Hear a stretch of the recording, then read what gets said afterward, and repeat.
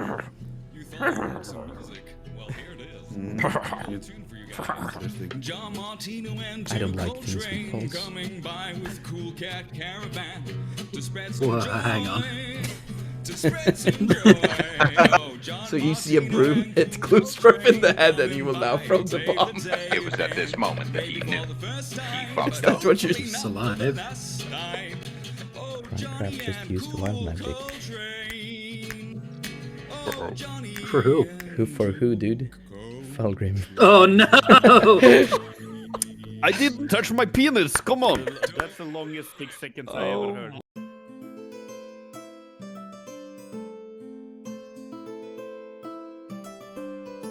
And welcome to the third episode of Just D&D Chatting. A concept of mine where we just talk about all things Dungeons and Dragons. The first episode was about how to get into D&D in the first place. The second episode was how to create a character. And since we couldn't do a Curse of Strahd episode this week, we decided to do Just D&D Chatting instead. And how to even like start setting up a campaign, especially as a DM, for Dungeons and Dragons or role playing in general. That is like, in my experience, one of the like major, like scary things about how to get into this. Like, oh Jesus, where do I even start? So that is what we will be discussing today. There won't like be an answer to it because there's not really one answer to how to do this, but we are a lot of people here now with a lot of the experience with the roleplay. So hopefully we can share some of our experiences and they will be helpful for other people. So before we start this whole charade, we will have a little introduction for all of the members here today. I am Cressa DM, of course. A Dungeon Master of... I started playing Dungeons and Dragons in 2015 when I got to Trondheim. I moved into a dormitory there where they were playing Dungeons and Dragons again, and I was like sitting there watching them at first and just, oh shit, this is cool, I want to join. And then I joined as a player, played for 2 years I think before I wanted to start DMing, because I'm always been a storyteller at heart. And loved creating worlds in my head and stuff, so Ekolie here was one of my first players in my homebrew campaign that we made back then, the Isles of Elementis. And that is where this whole thing started, and I've been a dungeon master ever since. Up. And a player in the...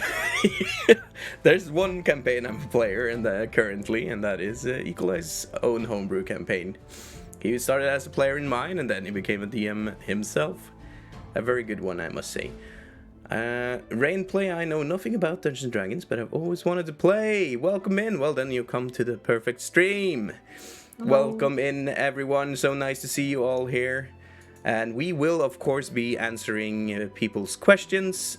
We will prioritize questions used for this channel point right here. Blah, blah, blah, blah. There we go. It seems like we have a Murloc in chat here. Yeah. If you use that channel point, it will be highlighted, and we will prioritize answering those questions. But yeah, that was me. Let's continue on to my dude over in the right corner, Mats. This is your first time joining. Yeah, it's my first time here. Hello, everyone. I've been hanging around the chat earlier, but yeah. My name is Madsvg. I started playing D&D. I did a brainstorming of this earlier today, and I figured that I started somewhere about 2001, 2002. I was introduced to D&D through a friend. And it basically balled on from there, snowballed completely. So I ended up, buying that. This was at the cusp of 3.5. So I basically bought those books as they were launched, and took me a couple of years, and then I figured I have around 15 years of DMing experience. Currently running 2 games and playing in 2 games, so not the eternal DM for once. How old are you? I am 35, so I started playing D&D when I was 15. What the? Yeah. You lucky person. Yeah. 15. I wish I started then. Yeah. I hung out with the nerdy crew, and was lucky enough then. This was in my hometown, Molde, which is a couple of hours south of here. Molde. And when basically everyone moved to study, 90% moved to Trondheim. So I basically could keep on playing with the same people. So yeah, D&D had been and is my main game, but I've tried so many others. Well, can you mention some like honorable mentions that been favorite of yours? My favorites. I'm a very big fan of Changeling. For those of them, Changing the Lost specifically. There's a New World of Darkness. Vampire the Masquerade. I played Cypher, if anyone knows that. There was a there is a role-playing game, like a tabletop role-playing game that followed Torment 2 Tides of Numenera, which is a PC game that came out like 10 years ago or something. So yeah, I've basically been I played a lot. I actually am one of the owners of Draug, one of the few like Norwegian games that blew up in the mid 2000s. I tried a lot, but I always come back to D&D. Nice, you got quite a lot of experience there, I see. It's good to have some of your caliber on the team. There was something else I was going to say, but it popped out of my head. So let's continue. Let's go down below you. Right below Mats is the one and only... I am VScosplay. Woo! Woo! I am. We're doing age, so I'll also say I'm 31. I started playing role-playing games 2012, 13 somewhere. I've been a paid dungeon master for 5 years. I started playing Call of Cthulhu actually, for a little like one-shots and things, and then when I started playing my own, we started playing Pathfinder, which is and will always be my main Pathfinder First Edition, my main role-playing game. I played some Rogue Trader, and I played Dungeons and Dragons for the last 2 years as well. Yes. That's me. Paid Dungeon Master, guys. That is a wet dream. But tell us a little bit, how did you become a paid Dungeon Master? Because I work at something called SFO in Norway, which is an after-school program where we work with culture and keep the kids after school. And for activities, I usually like to introduce them to my own interests. I did dancing for a lot of time, and I also started doing Dungeons and Dragons, Pathfinder, role-playing games, in 3rd and 4th grade. And when they started being at 5th grade, the parents was like, we tried everything. They don't want to do basketball. They don't want to do skiing. They don't have any activities. Would you please? And there was like, at that time, there were a group of 15 kids playing Dungeons and role-playing games together. So we had to adapt the rules a little bit to make things a little faster. But it took a half an hour until 15 kids? one kid around. And then the 15 parents, or both parents of 15 kids, came together and like, please, would you please, we beg you, just like once a week, be a dungeon master for our kids? I'm like, I can be their dungeon daddy. I can consider. Let me check my yes. No, not for 5th graders, Chris. He's trying to get demonetized. It's fine. Yeah, he's trying. 11-year-olds, man. Yeah, that's so yeah. cool. Man, that is so I cool. was really lucky. It looks like it might end now though, because the group has gone from 4 to 3. So we're kind of looking for members, so might end this So, month. get your kids to VScosplay. Take him. They just take him, yeah. That is so awesome though that that the parents got together and just saw the value of the time the kids spent doing this. Especially like the most activities that are valued by society are like sports and stuff. Growing up myself, yeah, you have to be a part of football and everything. I never found like anything that really piqued my interest. If I had gotten this offer when I was a kid at school, I would have loved it. And the sunshine story, as we say in Norwegian, solskenshistorie, is that one of the kids were really struggling with his psyche. He cried for every single session when he started out because it was so hard dealing with his own emotions. And now he's the rule lawyer. He's like, okay, you can do that. He's like, nope, he can't because in the rules, only kids that actually read the instructions and stuff. So I'm very proud. Also, a dungeon master himself in 8th grade. Nice. Mm-hmm. That's awesome. My boy. I say Matt started as 15. These guys got to start when they were how old? 4th graders? They said, how old are you in 4th grade now? 9 8, and 10. 10? Yeah. Damn.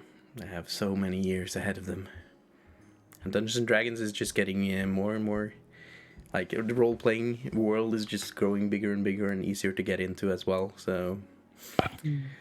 They have a good time ahead. Okay, let's move on to the one down below again. Ekolie.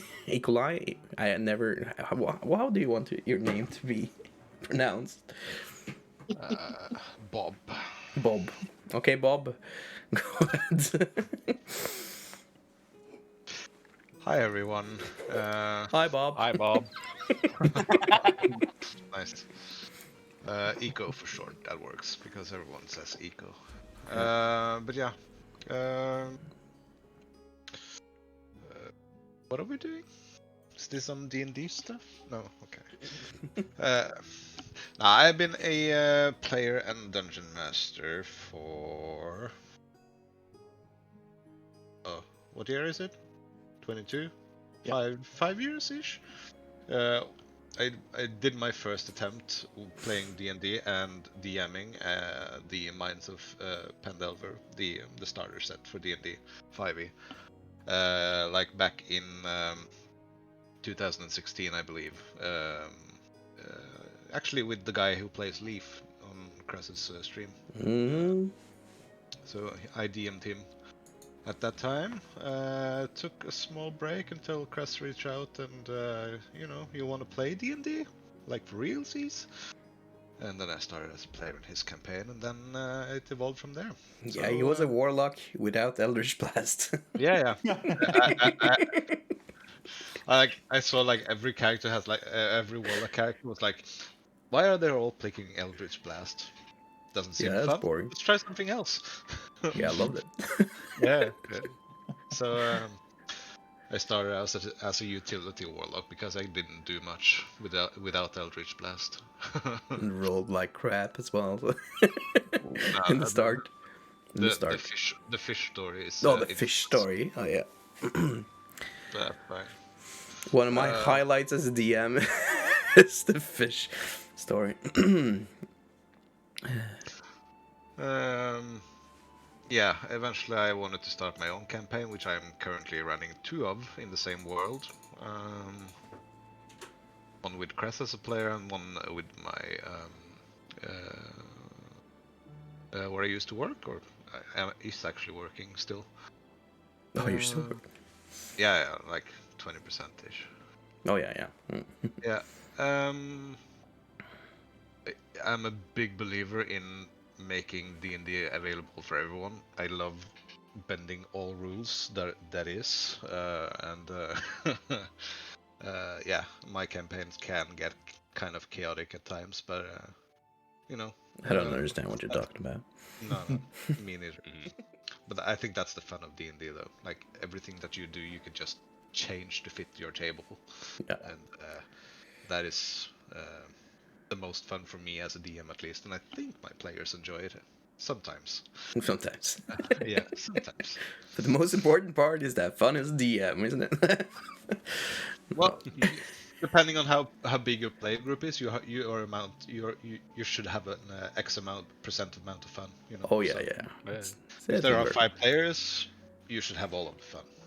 Yeah, like if you have a DM DM that you can notice doesn't have fun with his own game, that that's doesn't bode well. Yeah. That's my story. Also live in Trondheim, 30 years old. Got a girlfriend and 2 dogs, so life is chill. Life is chill. Yeah, just got a new job as a culture worker.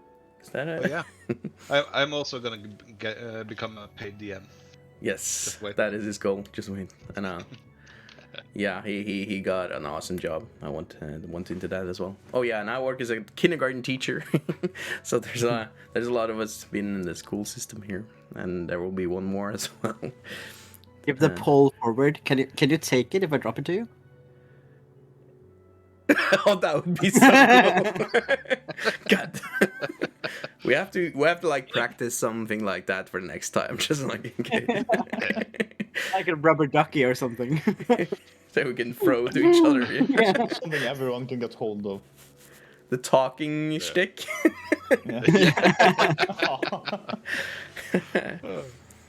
Oh no! I think you mean the rod of talking.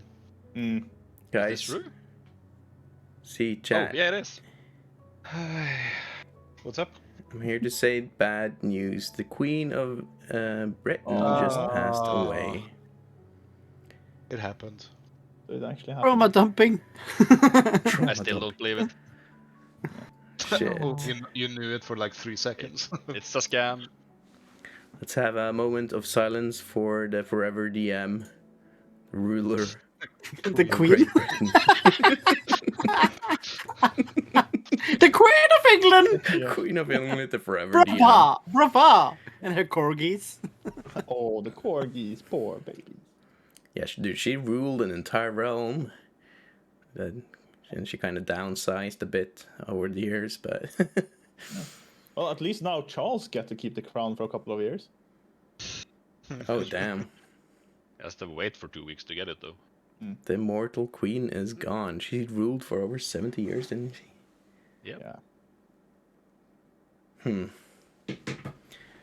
Well, she had a good long life, more exciting than most of us will ever have a chance of getting, I believe. How many people she has met. All right, have a little moment of silence for the forever DM, Queen Elizabeth.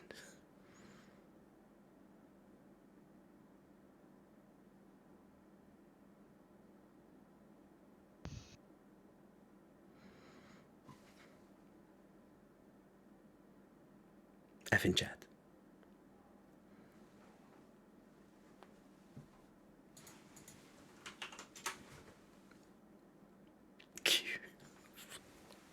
A queen. Q in chat, yeah, for the queen. Yeah, like Q in chat. Q in chat.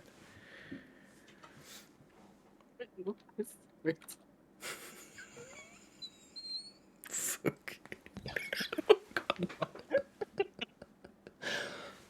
This was supposed to be a nice We're not moment, British yes. people, okay? We won't get too emotional. They're terrible people, okay?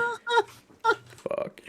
We haven't even gotten past the goddamn introductions yet, and we're terrible people already. Oh, I think we're just setting the tone of what D&D is all about. Yeah, that's true. Oh, poor Queen. Rip. Thank you. Yeah. This is our homage to the queen, okay? Thank you. I'm gonna start a petition now. Change monarch to DM. Yeah, dude, that would be awesome. That would be my first rule of conduct for if I became a The domestic minister. the domestic minister. Dungeon Queen. What? A DQ. No. Oh, okay, sorry. Sorry, all British people. If anything happens to Kong Harald, though, we will... Heads will roll. Yeah. The DQ of his time. Yeah. Yeah. Okay, let's segue this over to Crow. Yeah. Yeah, thanks for giving me that one to No follow up on. That's great. Love it. Wait, the wrong way. I'm flipped. Yeah. Okay. No. Yeah, I'm Crow. I'm also I work as a teacher. I've done for 7 years now, maybe. I don't remember. I'm too old to remember stuff like that. How old? I also I turned 29 for the 4th time in a row. Shit. Wait, am I the youngest one here? I am. Yeah, you are. Shit. I'm The actually only 29. one that's not in the 30s group. Yeah. Yeah. I'm getting there, though. I was on the wrong Hanging side of out 30. with 30s people. Yeah. Only people who are 30 can be DM, so get out, Chris. Oh, Yeah. shit. All right, bye. Yeah, I don't remember when I started playing RPGs. This tabletop. If you can, probably way back when we started playing chess and we made all different pieces be different kind of Oh, yeah. people and stuff, right? It's kind of a RPG thing, but started playing Pathfinder 1. Yeah, way back when. And then dabbled a little bit with Call of Cthulhu and looked a little bit into Vampire the Masquerade, but not too much. And then I got roped into starting D&D somehow, because my brother and some friends of mine and his, they figured out that they wanted to play D&D. And hey, Crow, you're a teacher, you can be DM. Oh, cool, great, thanks, guys, I guess. You know how to lead. That's perfect. So there we started doing the most classical homebrew thing ever. Someone's Tavern. missing, go save them. Did I meet up in a Perfectly fine. tavern? Yeah, of course. Of course. Did all the stereotypes at one just to Yeah. get them out of the way so we can actually start with the fun stuff after. It's a classic for a reason. It Yeah, is. it It is. works. We're in the barrel life in here as well. Yeah. And then played some modules also, both player and DM in different things, and used as VScosplay Dungeons & Dragons at school Nice. with the kids there, and some of them have taken a liking to it, some don't like it, but that's just life with everything, right? And I'm trying to get a group together with more grown-ups in the area as well, but it takes time, of course, as we will talk about later how these things go. So yeah, The curse. played a lot, and I'm the guy that has probably way too many characters saved up in my character bank for a rainy day when I have no idea when I'm gonna be able to play all of them. So Chris, you need to kill me in your campaigns a lot. I've tried. I want a new character, Carter. But somehow, like, your character just dodges a lot of bullshit. He refuses to die somehow. Reference the accident. Rip Yeah. Gloomsworth. Yeah, that is all of us. Yeah, quite a different kind of group and a lot of different experiences, but a lot in common as well. So let's get into the big question of the day: how do you set up a campaign? And there are many different ways of doing this, all depending which system, or if you want to play. There's a lot of modules for Dungeons & Dragons, but they're, in my experience, in my preferable way of playing is homebrew campaign, homebrew worlds, because I'm a world builder at heart, So for me, Dungeons and Dragons has been like a creative outlet for getting my worlds out there in real life. Can't you start by explaining the difference between a homebrew and a module? Yeah, so a homebrew means what the word suggests. You create everything yourself, like the world you play in, characters that live there, the whole structure of the world, everything, every aspect of it is your own thing. The modules are books, official books made by the different, depending on which system you play. But for example, Dungeons and Dragons, Wizards of the Coast have created a lot of different adventures, which are like physical books or digital that you can follow as a guide or step-by-step campaigns. They vary as well how set they are or how free they are. So yeah, that and people, there's a lot of different people. Some people like to have the book and have a step-by-step guide how to do this and being a DM, and some people just take parts of the modules or books in here and there, and some people like to start with everything themselves, make everything themselves, and all of the above is totally fine.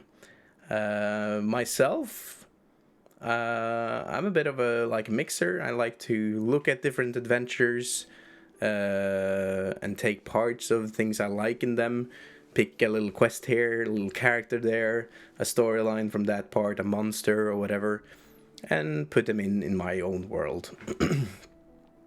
Yeah. What about you, Mats? Well, I famously have said that I'm terrible at running modules. I am also one that I've always had ideas and made worlds of my own and figured out that I want to do it my way. I want to represent it my way. I have a specific idea. So I'm a home brewer, put it like that. I've tried running modules, but I become afraid of touching the subjects that someone else has made and do changes to it and then realize later on that, oh, I did a bad because now this doesn't work. So I limit myself too much when I work from modules. So I have my own worlds that I constantly work on, and then I'm doing my third campaign in the same world I'm running. So I'm one of those. I prefer it. I do take inspiration from different places. I do take inspiration from campaign books. I think I have like half of the big campaign books or module books that Wizard of the Coast have released. I think I have around half of them, I would guess, in my bookshelf because they are good and there are cool things in them. And I love the ideas. It's just I struggle with making it mine, to put it like that. So I just rip pieces out here and like, oh, this is a good idea. Let's yoink this out, and oh, this is a cool mechanic. Yoink that out, put it in there. And like, oh shit, it's a dragon. Nah. The dragon doesn't work in my world because there's no dragons left. Cool. What can we have? A flying demon. Go. Things like that. Yeah, as we say, we have a lot of inspiration, but what do we mean when we say that? We steal a whole bunch of shit from a whole bunch of different like movies and books and fantasy in general, and as you should as a DM. Like you don't have to make up everything yourself. There's so much awesome things out there for inspiration. Yes, segue to you. How do you like to do it? I've been lucky enough to not experience DMX exhaustion yet, because there's always something new and cool that I'm getting inspired by. But I have, when I started making a campaign, I made my own world, I mean, my own deities and stuff, and like the main villain, and I had 3 different campaigns that like intertwine with each other, or like, oh no, you heard about this other party who destroyed like one of the main elemental villains. But I've also experienced having smaller campaigns where one with the kids that ended because we thought we were not being able to have more D&D stuff, but we decided we're gonna continue anyway. So I had one inspired by Harry Potter. That was fun, making like an old school of how to learn fighting and stuff, so the new kids were able to get the rules more easily. And then they had like a session where we did tag and stuff, just role playing style. And I had one that were inspired by Narnia, which I changed out like the two. Oh yeah, we changed out the ram. It just started with like a penguin with a floss hat, or top hat. It means yeah. Change out the font.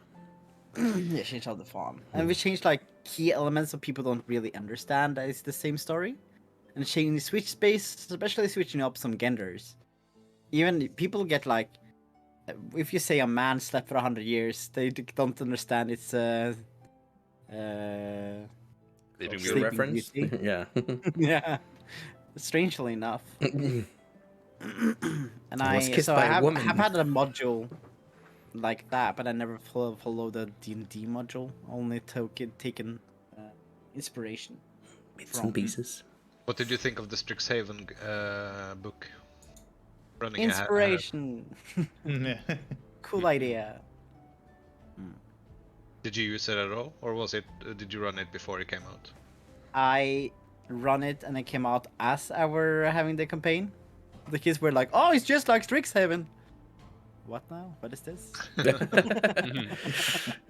A lot of. I guess the world gets inspired by him. A lot of the same media. Likely. Mm. All right, let's segue down to Eco. What was the question? How do you set up a campaign? It's literally on the screen. Oh, right. He doesn't. I don't. No, I don't. Well, yeah.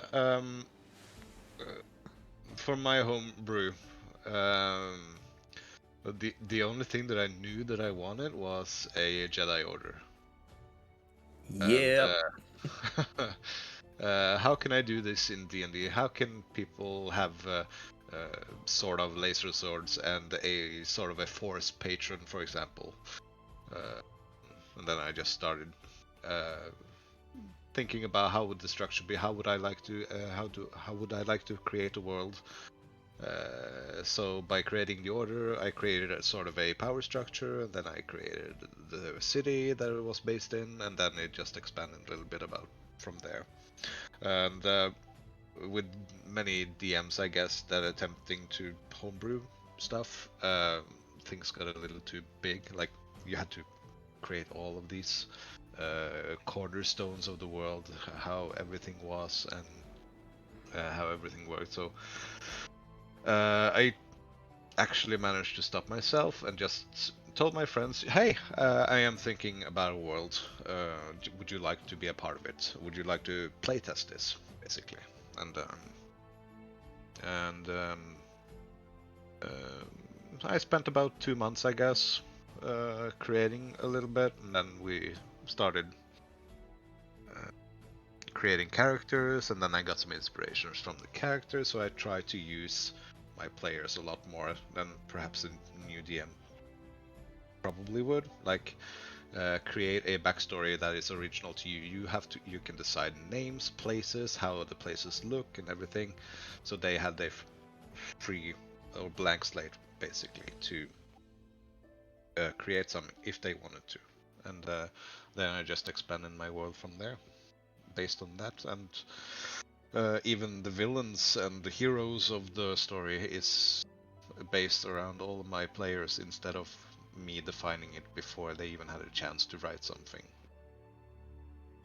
So I'm running a loosely structured campaign, I guess, but for me as well, that is just how I like to run things. I don't like to something down and having it defined from without any input or anything. So that's how I think a campaign should be set up for me. That is, though, it is purely subjective how you want to run it. But I also found that modules were a bit too strict, and I didn't feel any ownership about it. So yeah, I use a lot of it for inspiration, and but I don't stick to them much because meh, it's all. I feel it's too strict, and that's not a playstyle for me.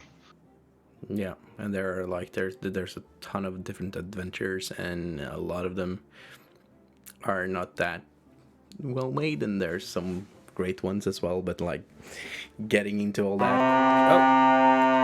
Oh, hello, Dead Meat coming with a party of 4. Welcome in, Raiders. We are now having just D&D chatting. Oh, okay, here's a little clip. Let's watch that first. Or Napalm X. Your flamethrower can now disorient or panic enemies. Nice. Oh, XCOM. I love XCOM. I just recently streamed this in spring, I think it was. Is the clip just stopping? Napalm X. Oh, Even though I been, never yeah, I've seen several use streams your have name, issues Palm. with playback for that. It's lagging badly. But yeah, XCOM, great game. XCOM, combat in XCOM is basically how combat in Dungeons and Dragons works. Taking a lot of You have a inspiration higher there. chance of hitting in Dungeons and Dragons. You do have a higher chance of hitting, or you can actually Yeah, trust especially if the you're you can the DM. trust the numbers more in Dungeons and Dragons than you can in XCOM. Yeah. I come you have a clubbing with my shotgun. seals. Oh, that's a lot of beaten up seals. Oh, that's a zombie seal. Love the modes. 99% chance to hit with a shotgun to the face and you miss. Yeah. What is behavior considered truly Man. barbaric using a bonus action to rage? Yeah, welcome in, guys. I'm Cressa DM, a Norwegian variety streamer, but I also do a lot of Dungeons and Dragons. I stream Curses Strahd, Gothic horror adventure, and we also do these kind of streams from time to time where we just talk about all things D&D. Today I have a little crew of different dungeon masters with me here, where we talk about how to set up a campaign. So if you ever been doing role playing or thinking of starting to be a role player, or if you have a little dungeon master or game master in that's just waiting to come outside and play, this is the stream for you. So yeah, we will continue. Eco here, we're finished about how he likes to set up his campaigns, and he was onto something that actually a lot of writers do. You guys have probably heard about George R.R. Martin. He What, do you mean never finishing anything? never finishing anything. It's he's been playing a lot of role playing as well, and you can see it in how he writes his books. And he's been talking a lot about this.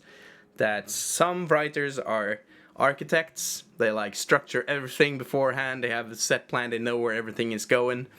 And then you have the gardeners, who they have like a set idea how the world want to be in what setting, and maybe where it's all supposed to end, a loose idea of it.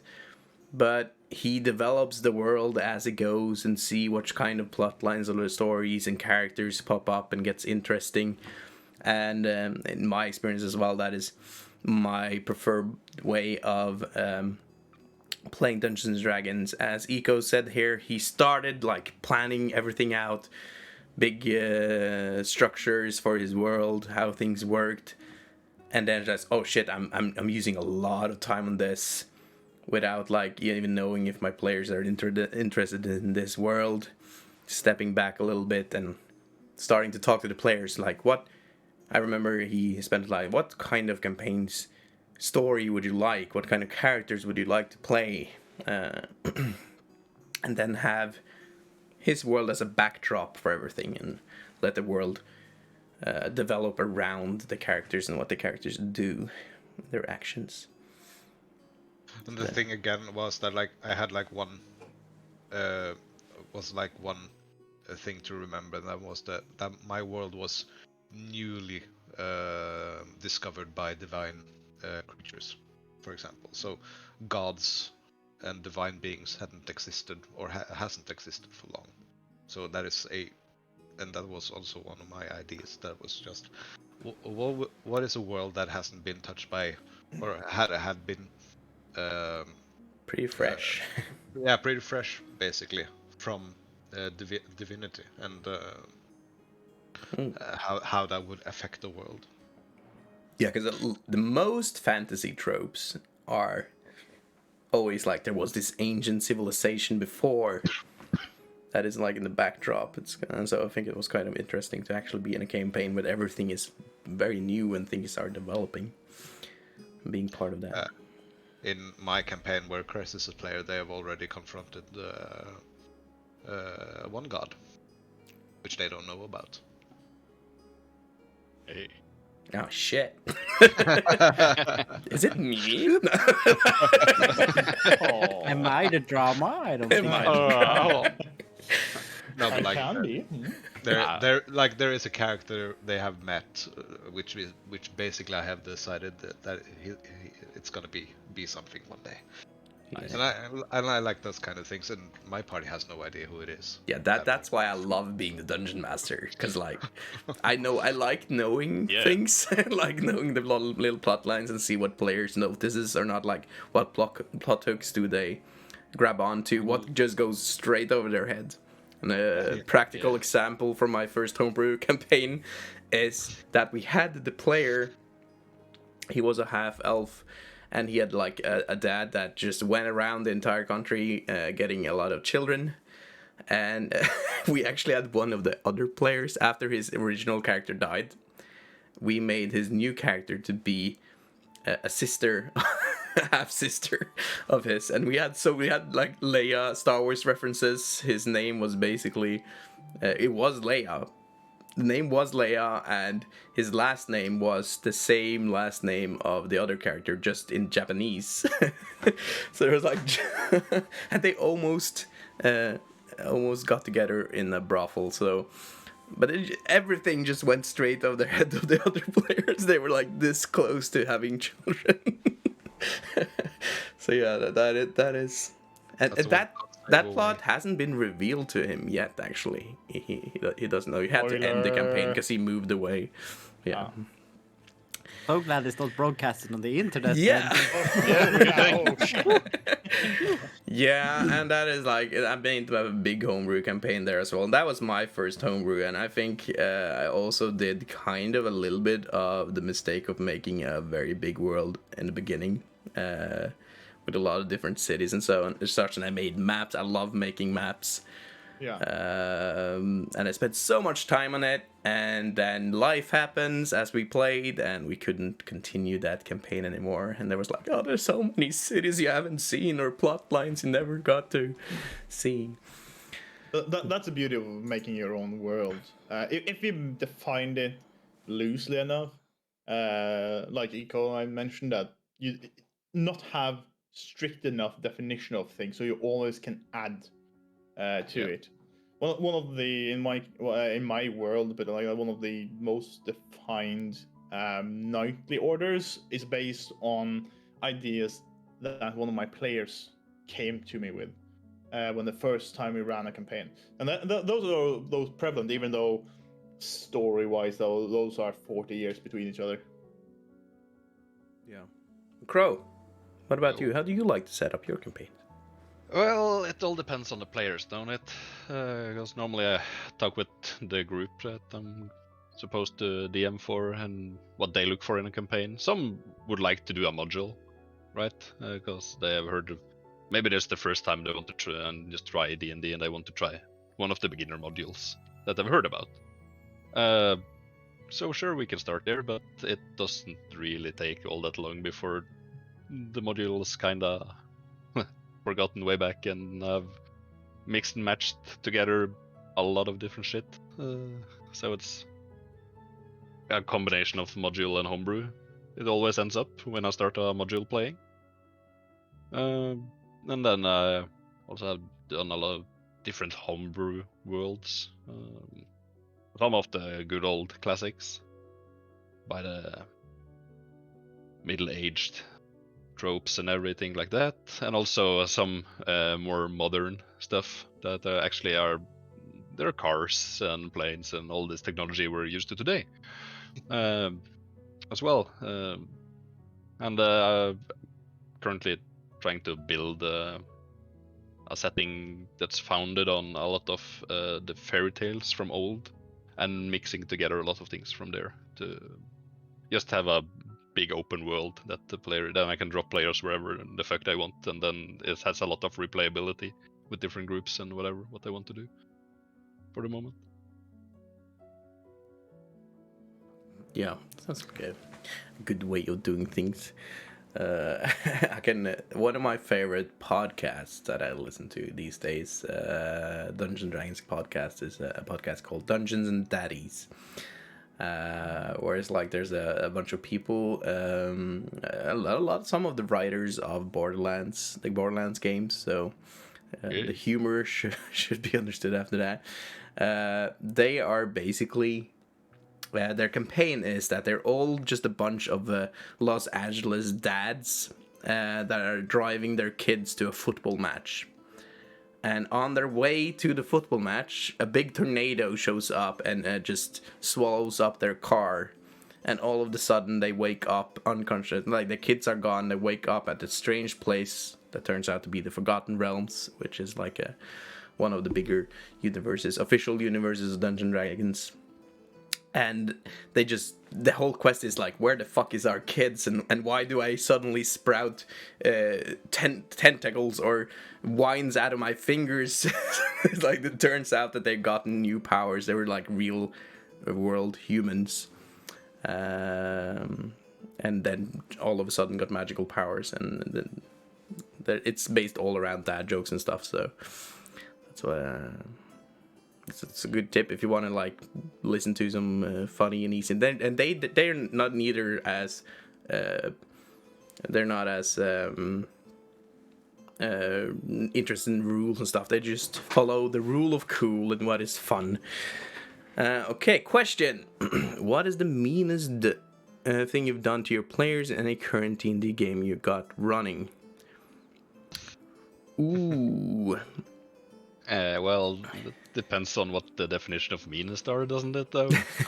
Yeah. Because I made a whole party paranoid as fuck by just doing a little stupid thing that when they stopped for the evening to camp out in the wilderness, one of the persons, he found a rock, and I described it that when he looked at the rock, he almost felt like the rock looked back at him and it smiled, but then when it took the second glance, it was a normal rock, so it was just a trick of the light, and I was really paranoid that someone was watching them the whole campaign.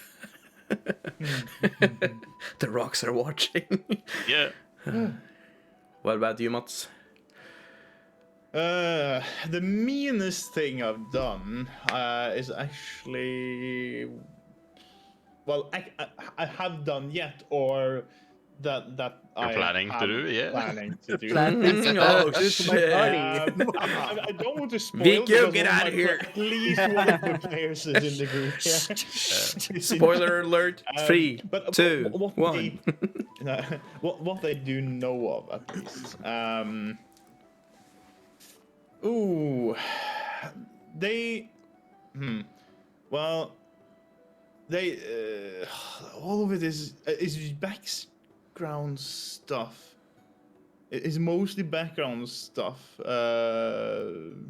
that's happening because they are in my games. Players are the lords of their own fates, to put it like that.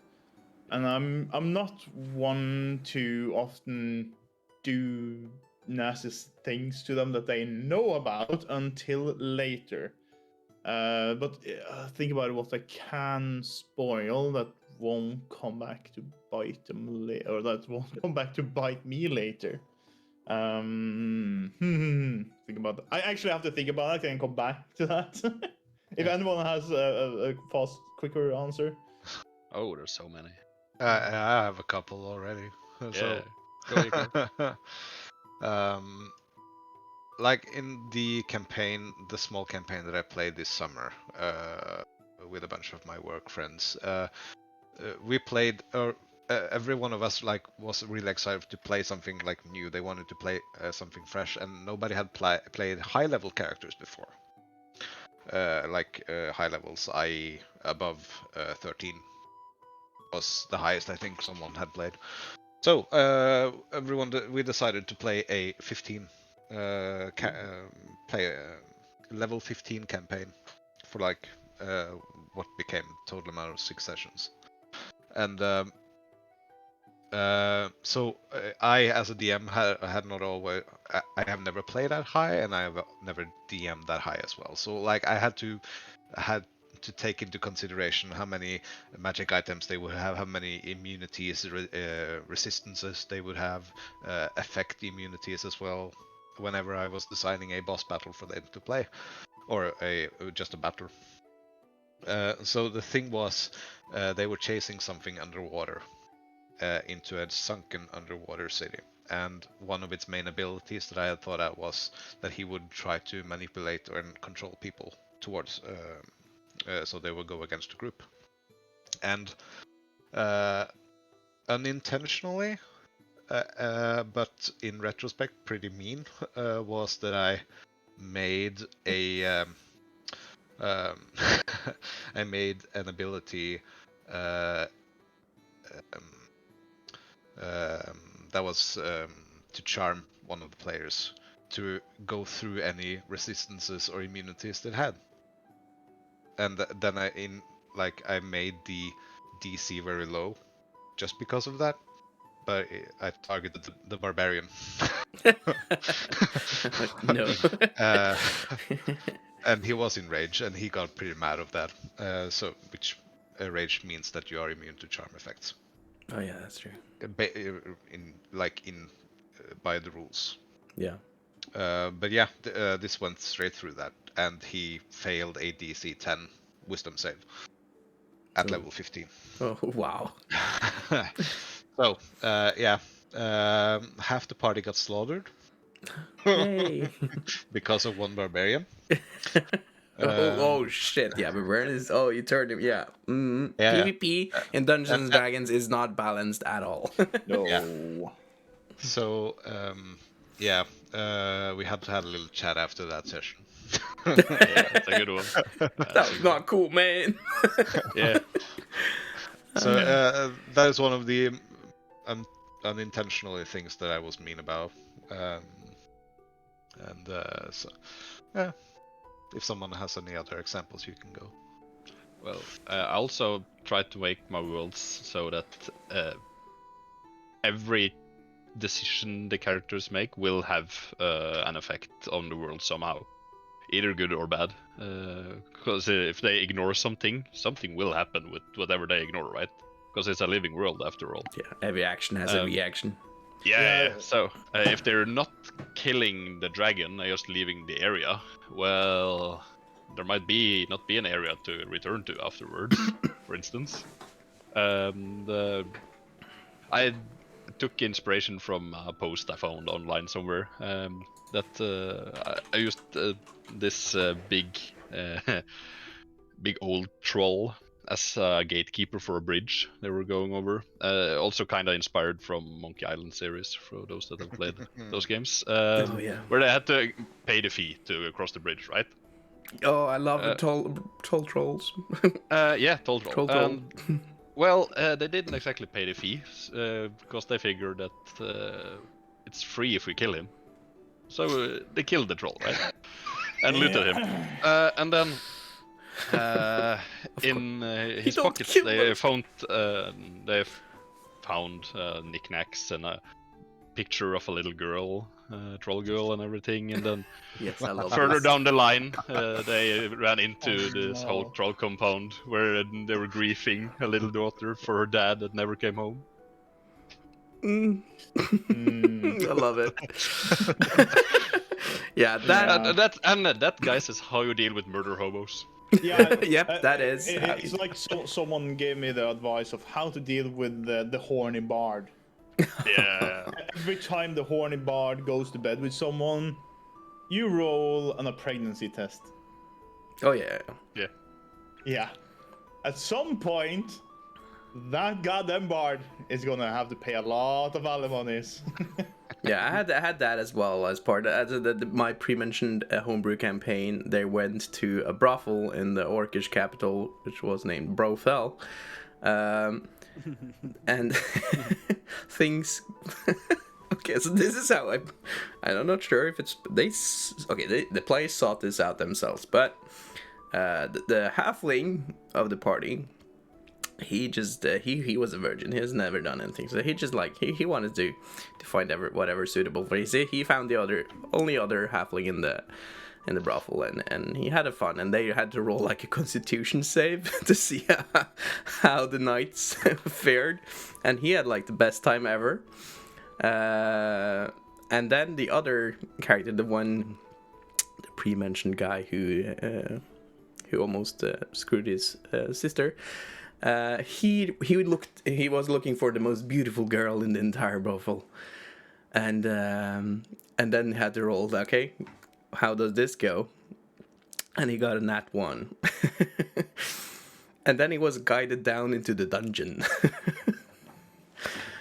and things did not go the right way. Well, he was looking for being the dominant. He was not the dominant in that situation. So the whole day after was there was a lot of fun role playing after that though. But he got punished, you could say. But as Crowhair said, I do try as best as I can to give every action a reaction, a logical reaction. Because that is also something to keep in mind, because a lot of things you plan as a dungeon master, like you have a set idea of how this will be an outcome, how this will turn out, but then the players just do something that just completely rewrites what you had in plan, and I spent a lot of time like thinking about like after session, the players did this and this and that. And a lot of times it completely contradicts what I had planned ahead. I have to do rewrite, but what is a logical reaction after this? How this would impact the world. And that is what I love about the current campaign I'm running. That is a module, Curse of Strahd, which is a gothic horror adventure, where things it's a dark world, and it has a lot of dark consequences. Where, for example, if you kill that troll, it might turn out that he had a family and stuff like that, and that is traumatic. So for that specific campaign, the players, which is a gothic horror, the players usually have pretty dark backstories. So what I try to do, as good as I tell, is to set things up in my campaign that the characters, they have to face their own fears. And a lot of that time, that it could feel as punishing, I guess, but it's a part of the whole backstory. So yeah, the players so far in my Curse of Strahd campaign has had to deal with a lot of trauma. For example, Leaf that blew up his best friend Gloomsworth. I think actually, when I think about it, the most meanest thing I've done to a group is a online campaign I ran last year. It was a short campaign, but it was like 6 levels. They tried to figure out what's going on. I basically took the premise of Lost. Remember that TV series? Yeah. Oh yes. Yeah. So everyone, like, what they knew was that at some point they had ended up in a situation where they woke up in like a swamp surrounded by 7 other people, and they had no idea how they got there. And short story is they died. Each and every one of them had been killed off by a witch that now imprisoned their soul. Or a hag that imprisoned their souls. So they basically, when they managed to make their way out again, basically releasing their souls, they were forced into new bodies. And then, your spirits floating through the air. Where you are, where you come out, there are cloning vats. So you are a clone of someone else. So I basically rolled up randomly what they were.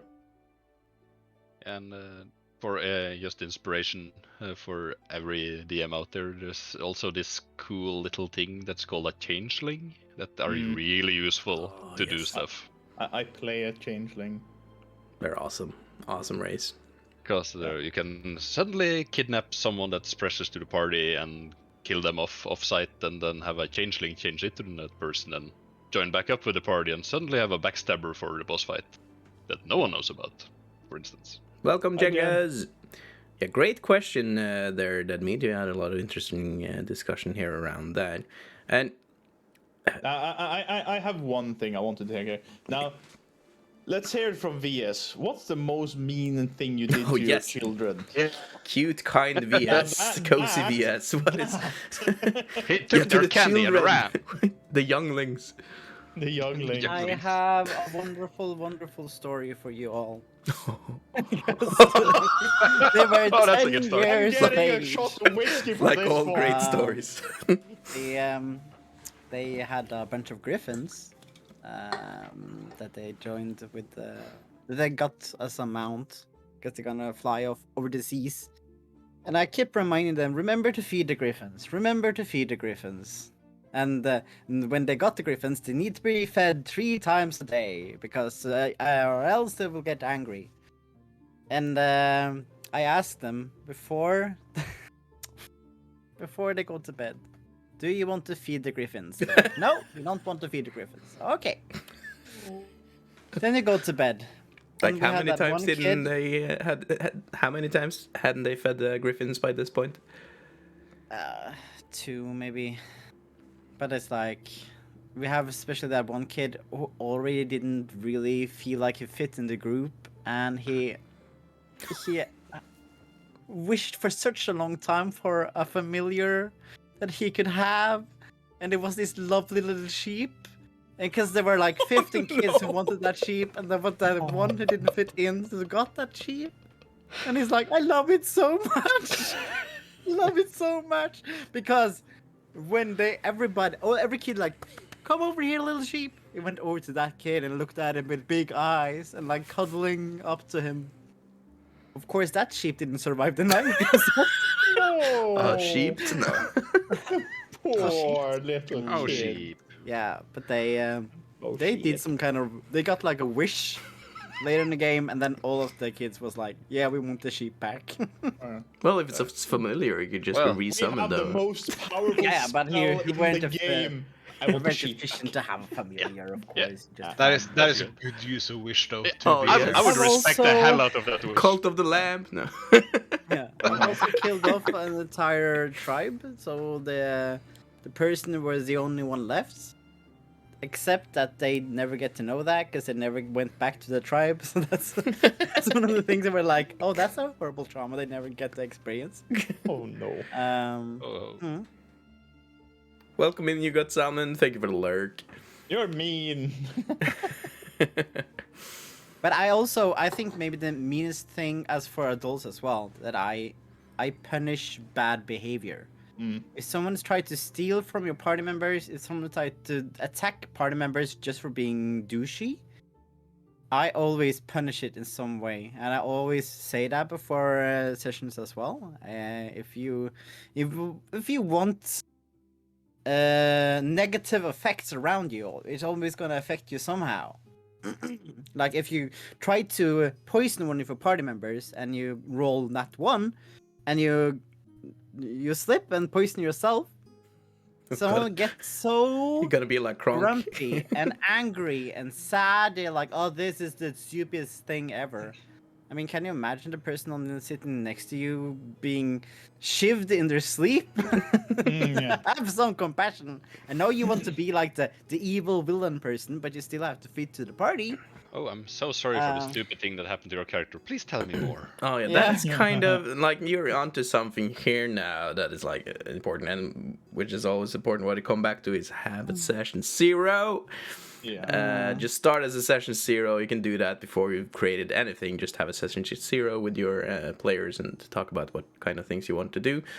But especially the players, why are they together? And the players shouldn't, like, you could I understand a lot of people like to play like dark and gloomy, stereotypical player characters that are intended to be evil.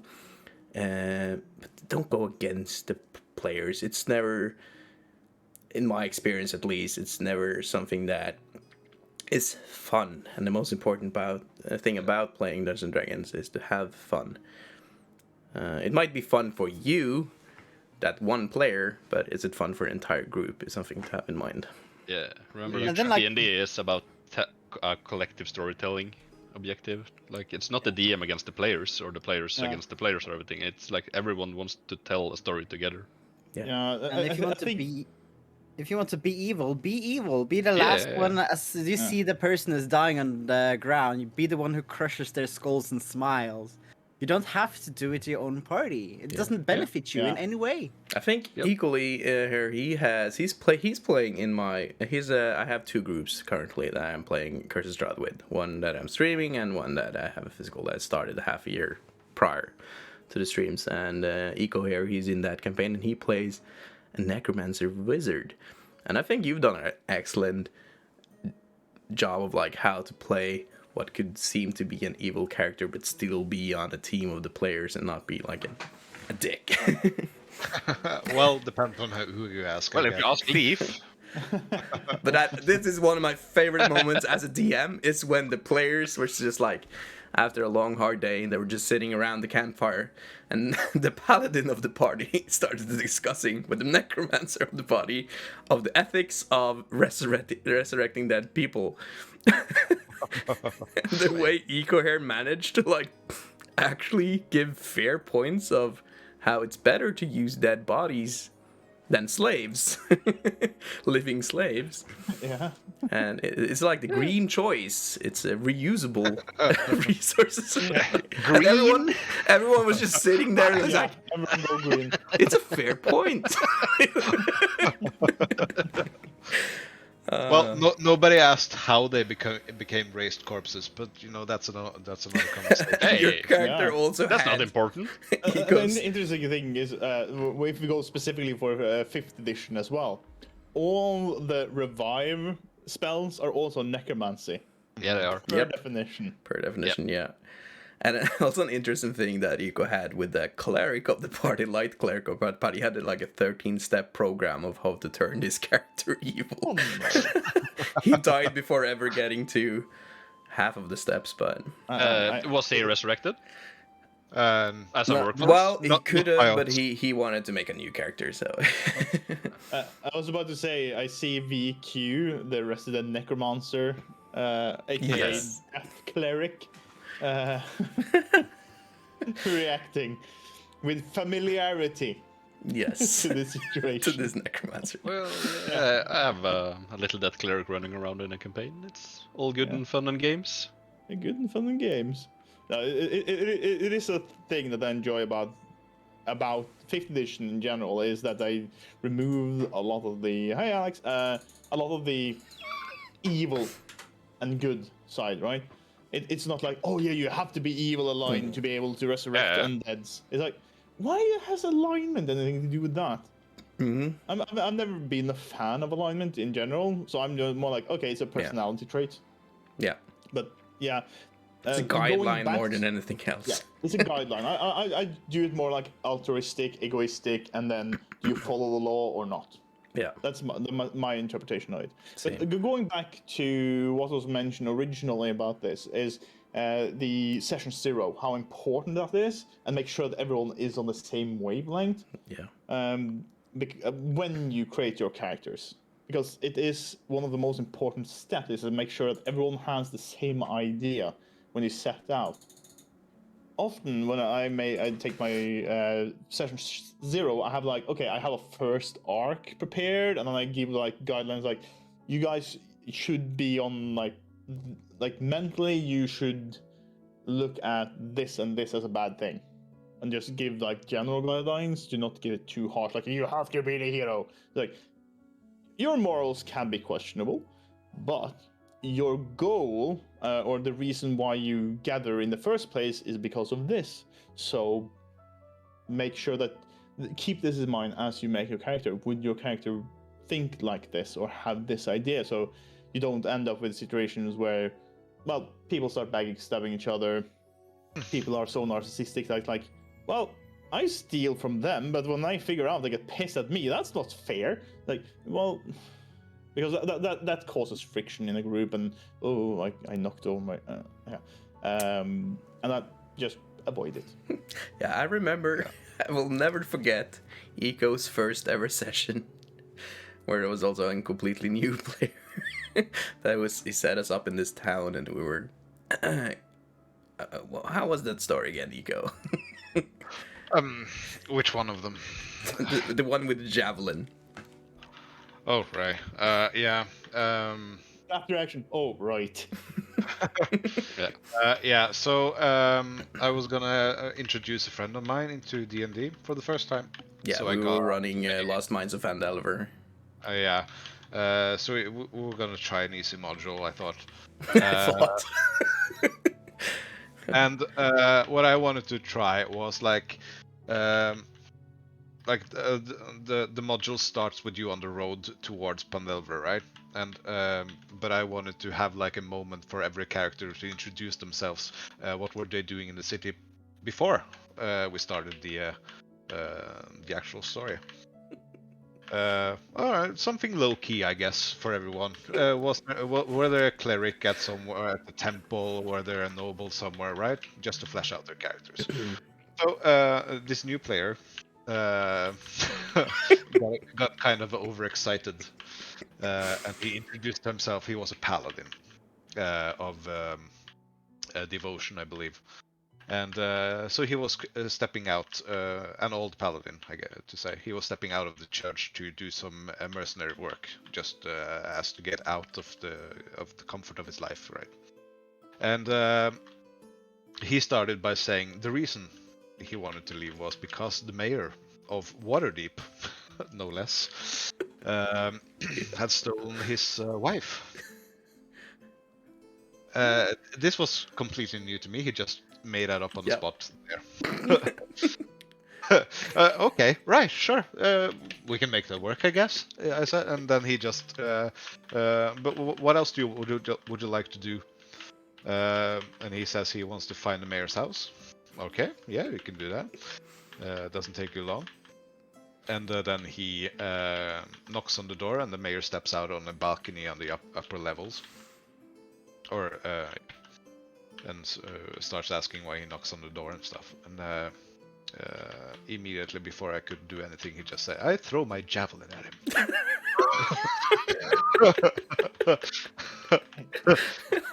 Which was like supposed to be like an introduction for the characters. Yeah. So yeah, and chaos ensued, I guess. The moment of silence that ended your face as the DM when that happened, like, okay. He did though get a good reason to leave town, I guess. But but you could just see the mind of Ekolie at that point, like, okay, what the fuck shall be the consequences of this? So he missed though. He didn't kill the mayor of Waterdeep. But it was oh no, my 3 hit points. Yeah. So yeah, that was one of my more interesting character introductions. So yeah, the important skill to have as a dungeon master is a reign skill in chaos. Improvisation. So, but that is also like, had he had a proper session 0 there and like talked about like how are we going to start and introduce ourselves and stuff. Yeah. So yeah, every session 0 I had has been different because there's always something new to learn from every fucking group there is. Oh yeah. Yeah. Everyone is different. Everyone wants to play different and react different. Yeah. It's actually been yes. Sorry. People have been talking about session 0 for a time. Maybe we should tell them what session 0 is. Yes. Anyone? So a session 0 is where you just get together as the players and Dungeon Master get together, talk about like what What do we want to play? What kind of campaign would you like to play? What kind of setting? What kind of characters would you like to play? I often make the characters like, how should these characters work in the group? Because in my experience, without the session 0, when players had just make their own characters and their own backstories, it has often ended up like maybe 5, 6, 7, 8 sessions in the campaign that, why is this group even together? Why are we, these players specifically, why are we working together? We have completely different goals and values and stuff. So the session 0 is to have like the ground values you want as a group, the ground goals, the ground feel and setting of the campaign. What is this going to be? And also talk about what is okay behavior, what is okay themes, what themes will be experienced, like us playing Curse of Strahd, which is gothic horror. What kind of that, which is dark themes. They have a lot of dark themes coming up that can be traumatic for people. It's important to talk about those things. What can you expect to experience in this campaign? Yeah, because we are different. We have different values and things that we find fun or not so fun. And as we said, the most important thing about Dungeons and Dragons is to have fun. So having a session 0, talk about your expectations as a player, as a DM, will make sure that it stays fun for everyone. Low fantasy, high fantasy, rich, poor, political. Political. Combat heavy, should it be more roleplay heavy? Dungeon crawly? Yeah, the scope of it. Yeah. Like, is this going to be a long campaign? Yeah. But that's also to be said, though. You as a dungeon master has a lot of say in that as well, because it is a cooperative game, right? Everyone should be able to tell some sort of a story when they're playing. But the thing is, though, we talked a lot about you should define the game for the players, but you should also define the game as a DM, because you might not be comfortable DMing like an RP heavy campaign, for example, and that is also gonna be noticeable when you are DMing a game that you don't really like or are not really comfortable with. So much as your voice is needed as well as a DM. And that's a thing that I think a lot of people forget over time, is that it's supposed to be fun for the DM as well. Yeah. It's a cooperative story, and GMs in general do not enjoy a player versus GM game. No, never. You want to tell, as a GM, you want to tell a story which involves the interactive abilities of the players. You make a framework, so players that constantly try to break the system, or like, but no, I don't want to do that because it's still it's like, okay, it could be fun for a one shot, but over time, keep in mind that the quality of your game that you participate in is depending on how much fun it is for the DM to actually prepare and have fun with the session. If you have a DM that's on a burnout because it's exhausting to run a game, you're gonna have a bad quality game overall. And I think that's also, as you mentioned, a big part of this. Like, I know I'm terrible at politics. Oh, I'm terrible at running political games. So I generally don't touch that much. But I do my storytelling differently. Yeah, and then again, it will show. If you run a political theme, it will show that you don't really have that interest, because they will be lacking part of that. It will be the weak part of the storytelling. It will be shallow. Yeah, use the strengths you have and interests. And a golden rule: everybody on the internet. This is super important.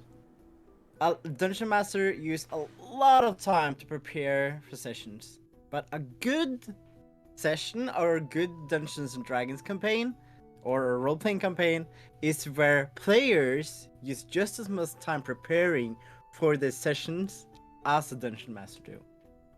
Come prepared. Come Yeah. prepared. Don't have to use as much time as a dungeon master. Just get Don't Yeah. ask But yeah, for like use- 15th time. prepare How do yourself. I attack again? Yeah. Yeah, and- Yeah.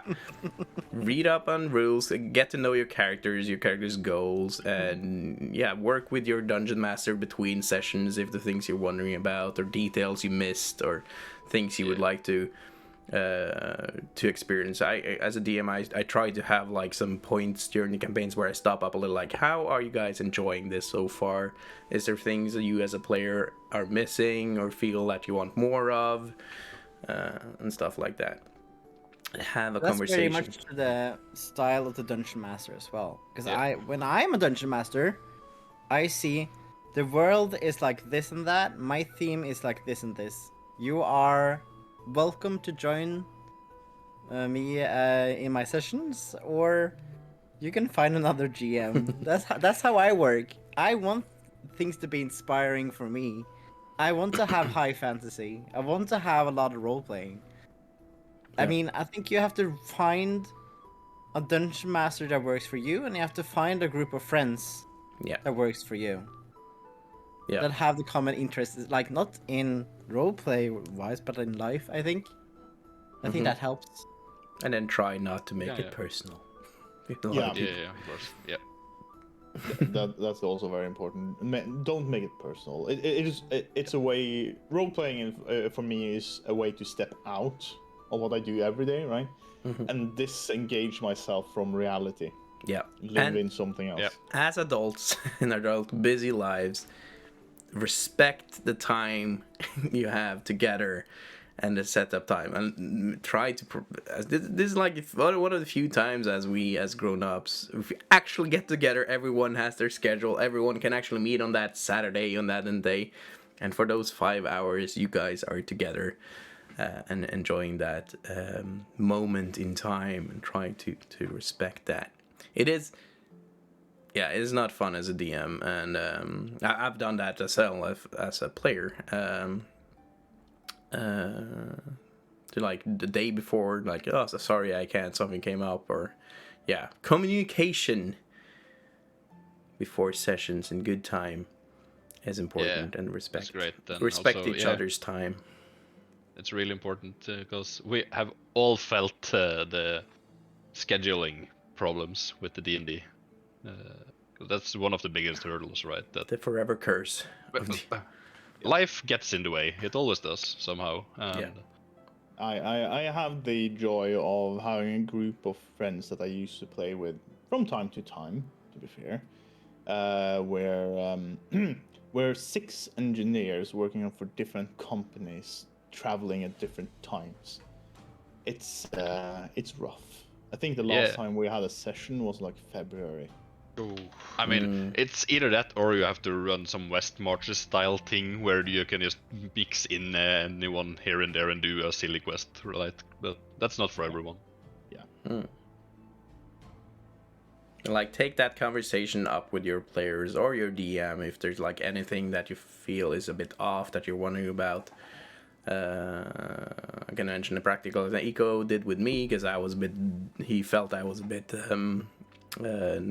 not focused in his sessions, and then like send me a text, dude, there's something I want to take up and talk about, and then we had a good conversations about it, and we both got to understand each other and respect each other more because of it. So be brave and take those hard conversations, even though they can be like terrifying, because we all have our own perspectives and our own busy lives, and if you don't talk to each other and communicate with each other, there can be a lot of unnecessary misunderstandings and frustrations. Yeah, that's true as well. So no, it is really important, and a good session 0 is probably the most important thing before you start anything. Yeah, that can alleviate a lot of these problems. Yeah, it really can. I did notice that Meat has a question for us, which is the biggest no-no in your opinion. Biggest no-no in your opinion that a DM can do and that a player can do. Okay, so let's start with what a DM can do. That is a big I have something on that. Yeah. Yes. Yep. I think not respecting how much a character means to someone is the worst curse the dungeon master can do. I know a lot of people on the internet who's like, I'm tired of being a dungeon master. I just do a team party kill. Oh, Like God. it's so easy. I just murder everybody. Oh, there's a rock falling. If a character of mine dies, I need to have closure. I mean, so much. At times I'm so in my character that I need to have a proper goodbye. It's like you're losing a family losing like a part of a yourself. step in you. Yeah. And that's a very good point. It's like I've lost characters way before we could revive them or anything. That I spent literally weeks building up. And I don't know about you. I enjoy when I play RPGs. I enjoy stepping into characters. So I devise a voice, mannerisms, etc. And then having that character that I spent like 2 or 3 weeks developing, dying in like a random location because we play over internet and I have like, so because my character didn't have this setting, I couldn't see what was going on around me, and then suddenly I'm in the face of something that one-shot me. Like, that hurts. And the result is people either they backlash and go, well, I'm not gonna die to this again, so I'm just building the most asshole thing I can do. Oh yeah. Or you just go full apathy and just do whatever. Yeah, you lose interest. Yeah. Yeah, I mean, the moment the DM takes away player agency, that's a big problem. That was I thought about my point as well. If you remove player agency, like more or less completely, that's a big no for a DM. And then again, communication, because a lot of times as a DM, it's so easy to do without like you knowing, or you do it by mistake, or didn't really think things through. You overstepped some decision you made, and if you feel that as a player, it's so important to talk with your group about it. But that can be hard, and it can be very. It requires to be a bit brave to do that. So it's not an easy thing to do, but an important thing to do. And once again, if you have a session 0 and you talk about all these things, it will be easier to do. And make that conversation if you need to. I just want to say as well, like you're putting a lot of communication based on session 0, but I would encourage everyone to just keep communication up through the whole campaign. Yeah. Always check in with your players and make sure that the players know that they can check in with you as well. Yeah. Keep the conversation going. Imagine D&D was a sort of a communication game. Yeah. I've usually done it because, when I plan a campaign, I do like I plan the first arc. That's my railroad starter.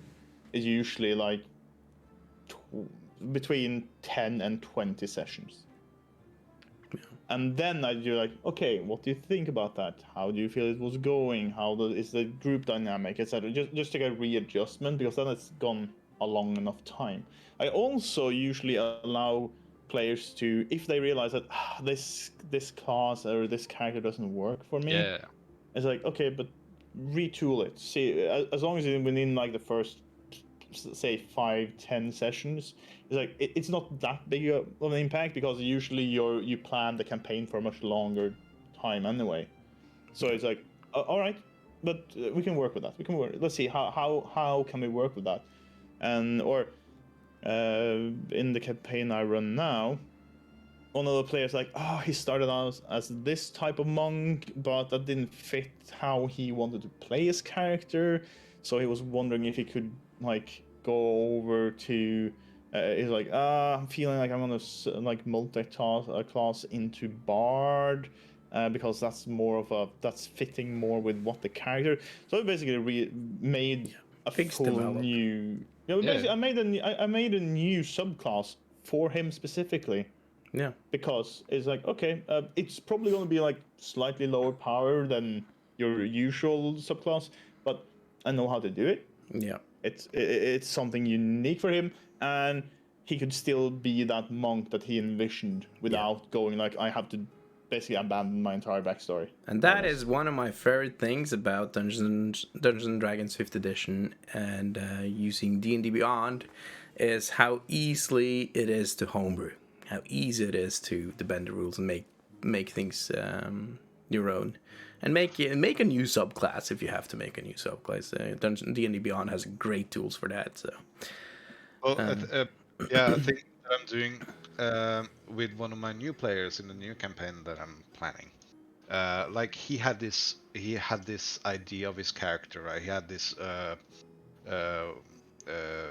character from Elden Ring, I believe, a worgen or a wolf rather, that went around in heavy armor. And that guy. Oh, Blythe. Yeah. Blythe. Yeah. Blythe. Yeah, he had such a like an idea about he wanted to play this character, but none of the classes and or subclasses didn't fit him because he couldn't have everything that he wanted. So he basically wanted to play a barbarian, right? But they can't wear heavy armor. So we started talking about fighter, but none of the subclasses really was anything that he wanted to play with. All right. What kind of subclass for barbarian did you want? Oh yeah, I wanted the primal, the animal one that gives you claws and the beast barbarian. Yeah, the beast barbarian. All right, pick a fighter and then go barbarian subclass. We'll just homebrew the class thingy to be according to your proficiency instead of rage, and it has the same effect that you have. It will be cancelled if you don't take. Do damage or take damage in one round. So we're just gonna try that out, see how it works. If it doesn't work, we'll change it again. Welcome in, Knife Boy. Yeah, and I think there's a lot of good. I think you're very good at this because we had a conversation about my character in your campaign. I was like, I made this character, but I didn't really. After we had played a couple of sessions, I didn't really felt that he fit in with the group. Because it turned out that group was quite chaotic and I was playing this good boy. And I was like, okay, how can we change this up to make it the character fit the group a little bit more and make it fit in with the story so far and stuff. And then we did that. And then something new was born out of that, something new creative and a new storyline. So... I also changed subclass in my Cress's homebrew. Yeah. And he was like, me and Iko has so many conversations between sessions. They're like, so much stuff has happened to his character. So he started off as a human necromancer. He's currently a hexblood, but was also recently bit by a werewolf under a blood moon, who has to deal with this now. But now, of course, like this could happen to your character. But I also asked him like, do you really want to be a werewolf, or do you are you okay with that? It's like the freedom, right? To be what they envision. Is one of the things that I usually see adapted backgrounds and adapted, especially classes go towards. Like I have a player that wanted to play a feral vampire. It's like, right, that could be tricky, but we have Dampier, which give you a lot of the vampire traits. And if you go Blood Hunter, Order of the Lycan, we just, instead of doing Lycan, we do vampire or undead or something like that.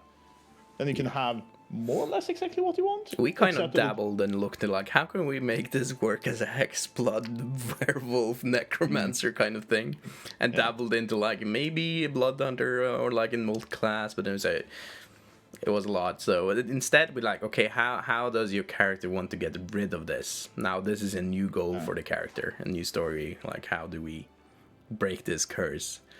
I did something similar with my group as well. They were also like, everybody struck with a curse of the blood moon, where they just randomly they got cursed with animal all from pig to bat to warthog. Ah, yes. And I asked every single person if they wanted to fight curse. Yeah. If there's something, Or so there embrace it. was a high chance for them to have lesser impact on the character. Yeah. All of them was like curse. Yeah. Curses are fun. Curses are Like, fun. I'm playing Curse of Strahd, which is Gothic Horror Adventure, and about, like, Session 0, I thought, okay, this is a dangerous campaign. There might be a lot of player deaths here. So that is something to have in mind. You have to be focused on, are you ready for your character to die? But you're playing in a cursed domain where death is not always final. And you could are you ready to make a deal with the dark power or the devil to return back to life? So we started off as a group of mostly humans, and there are no humans left. There's a reborn, there's a hexblood with the necromancer, there's a Damthir, a spider Damthir. What else? Yeah, we had the cleric. He's now a moon druid. Drow. No, not a drow, but yeah. None of the characters. Then they met. They are monster hunters in that campaign. And then they met other monster hunters, but a more inquisitorial type, a more zealoty type. And they were like, yeah, we fight monsters too. We're on the same side. And they're like, you're all monsters. But are we the bad guys? I don't feel like the bad guys. It was kind of a situation. And they was like, okay, there's no talking ourselves out of this situation. And that is what I love about that. Yeah. Yeah. Am I the villain? I don't think I'm the villain. Yeah, that is what I love about Curse of Strahd, is like the players like, are they the good guys? Or yeah, what are the boundaries? Yeah. Well, what's the boundaries, right? The second part of Dead Meat's question was, what's the worst no a player can do? Oh shit, yeah. Yeah. I did mention. Get mad at the DM. Yeah, that's okay sometimes.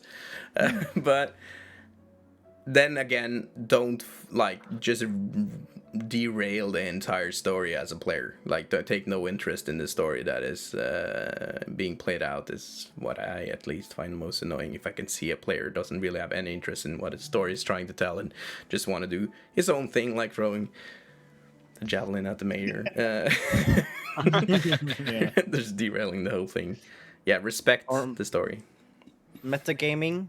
That means looking up the information about God, things. Yes. And there's like, when you give them a monster and they're like, you don't really tell them what kind of monster there is. You're like, shouldn't I have this and that? And I say, no! Because this is my world! Yeah. And then I've read this stuff! That is actually one of the reasons why I prefer homebrews, because then I can take a monster that I like. Like, one of my favorite monsters of all time is the aboleth.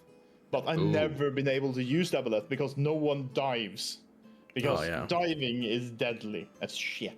Yeah. But I figured out, I'm just taking the aboleth and I'm putting it on the ground, underground, and it has spells because I need to up the level, and it's an aboleth. Fuck you guys. I want to fight it, but I never knew it was an aboleth. And the same thing, I like to take... specialize the design of something. Like, oh, cool, yeah, we can have a purple worm in like a jungle. With the swallow ability and the burrow ability and everything. But it looks like an insect, a massive burrowing insect instead. And no one knows that. So that's how I go about it. It's like, it says that it's supposed to be a troll. Oh, yeah. Everyone knows that you're gonna burn a troll. Mm-hmm. What if it's, let's say, a crocodile person, or a crocodile weird, huge, humongous thing? Crocodiles kind of regenerate, right? So I usually do that to avoid specifically that metagaming.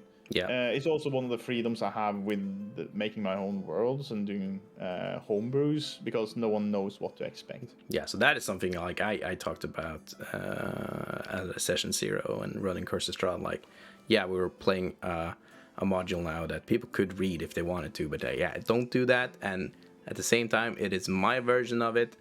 it will be different, and it's so obvious when players like think they have a good idea of how this story is going to go, and then you end up changing it up. Then change up the. That's also the expectation. reason I always end up mixing together a lot of different modules. Yeah. If someone wants to start on a module, right? Yeah. So they Like, can't read That's ahead. a big reason why I chose Curse of Strahd as a module, because Curse of Strahd is a sandbox and it's easy to homebrew and take what parts you want yourself and how you want the story to go and stuff, and mix it up. That is, I wouldn't have picked when I was like, okay, I kind of want to try a module. Never done that before, but I've heard there's a lot of or if you modules want out to there be that a is very real, real. Yeah, it's a very railroady. I want a sandbox. I love a sandbox. So what adventures are out there that is sandboxy?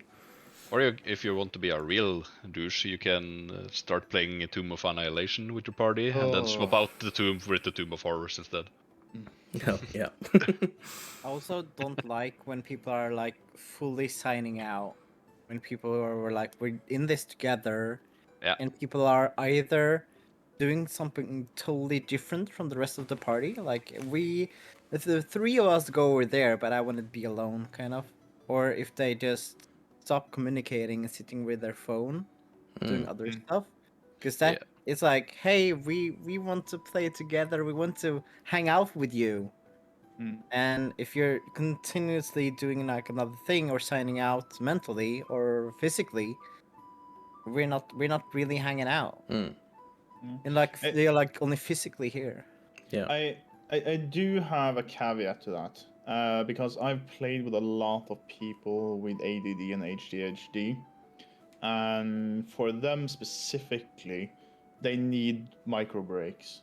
Yeah. So I do allow them to have their phone on the desk, but I will, if I think it is taking too much time, I will be trying to actively gain their attention. Like, what are you paying attention?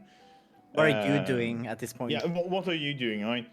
Instead of having like, okay, so you three are now going and doing this. Okay, cool. And then we're doing that for 3 hours, right?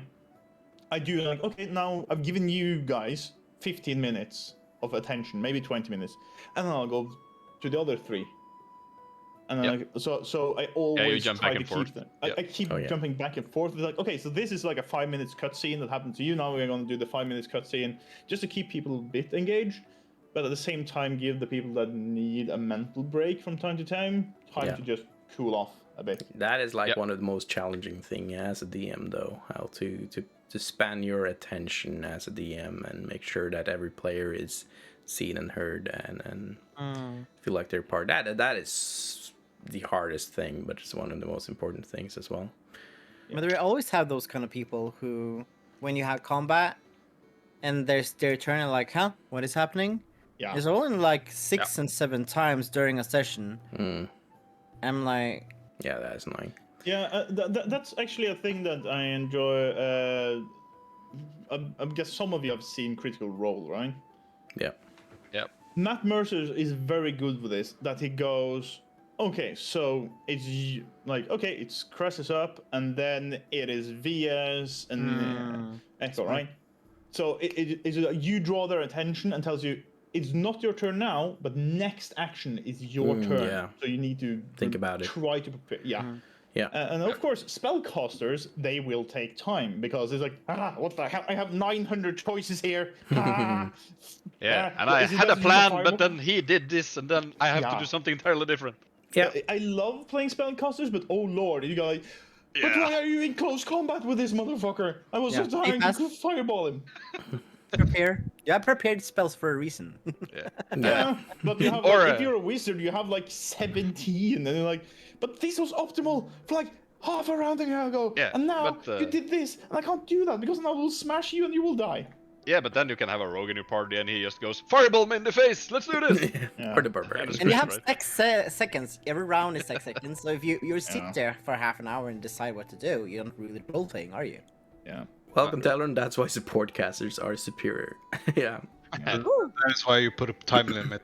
as well, I guess. Yeah. I play with an internal time limit for myself, my groups. So Yeah, if they if do the- an action, I just say they do and they don't. They use take the their opposite direction. Yeah, Yeah. basically. Yeah, Or same. they do the non-Eldritch Blast, the Warlock thing. Yeah, I also do this. What? What? But I also do No, the no, no, no. same. Sometimes when I Warlocks? feel, as a DM, when I feel like some things are slowing down, I sometimes like have like this internal and okay, you're spending your time. You have 6 seconds, and it's going, and you don't have time in 6 seconds to think up an entirely strategical plan. Like trying to remind the players, this is something you think of doing in 6 seconds of time, and that is very hard in DM to actually get your mind around how little time goes between rounds actually. But I also encourage everyone to try out, like we got into combat round, so we're talking combat. We try out different types of combat. Yeah. Or combat mechanics, for example. Yeah. In my group, they were in the fighting pit, right? Okay, there's gonna be a lot of combats. There's gonna be a lot of things that, you know, if you are bad at deciding what you're gonna do, it's gonna take time. So I said to my players, okay, we're gonna try something new today. So basically, for a round, everyone is deciding at the same time what they're doing. They are acquiring a target and they're doing an action for it as well.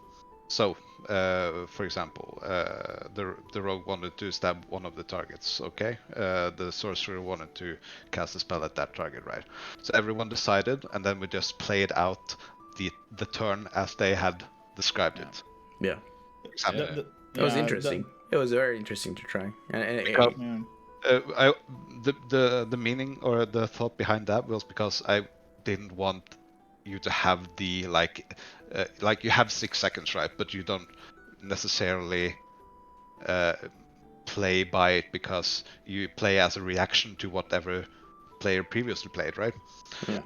And that's the thing, because you have the D&D and Pathfinder are the only games that I think of that do tactical combat in that way. Like you have a grid and you move, and you have squares and spaces, etc. Like Well, everything else is most people and Rogue Trader do it the same.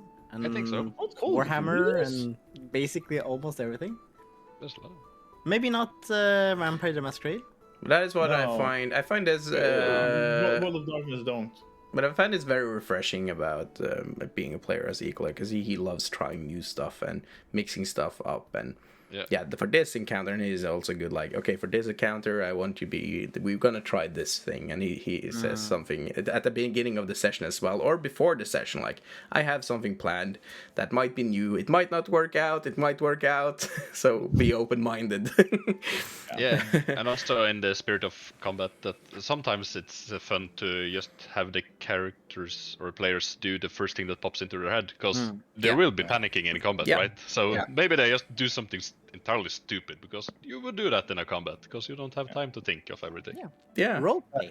I think something I've been mixing up a lot lately with with the other concept of having like the Plains of Slaughter things where we have these arena fights. I've been trying a lot of different things in combat rounds, and what we got an example of in the previous session of Curse of Strahd, now that you ended up in those fighting pits, that like I ask my players, you have skills, you have so many skills as a player, other tools than just your actions and your spells and your swords and weapons, like what else can you do your skills like? How can you talk yourself out of combat? How can you... So then we had the bard. He was facing one of his best friends in this fighting pit that he knew both of them were like artsy types, performers. So he on his round he challenged the other guy to a drag off.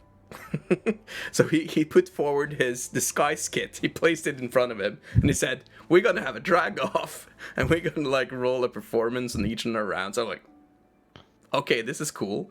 And then another goal is saying that the other players in the party, they like let these two characters have this duel in the encounter. And then there was like this other duel going around, which was like super bloody and gory.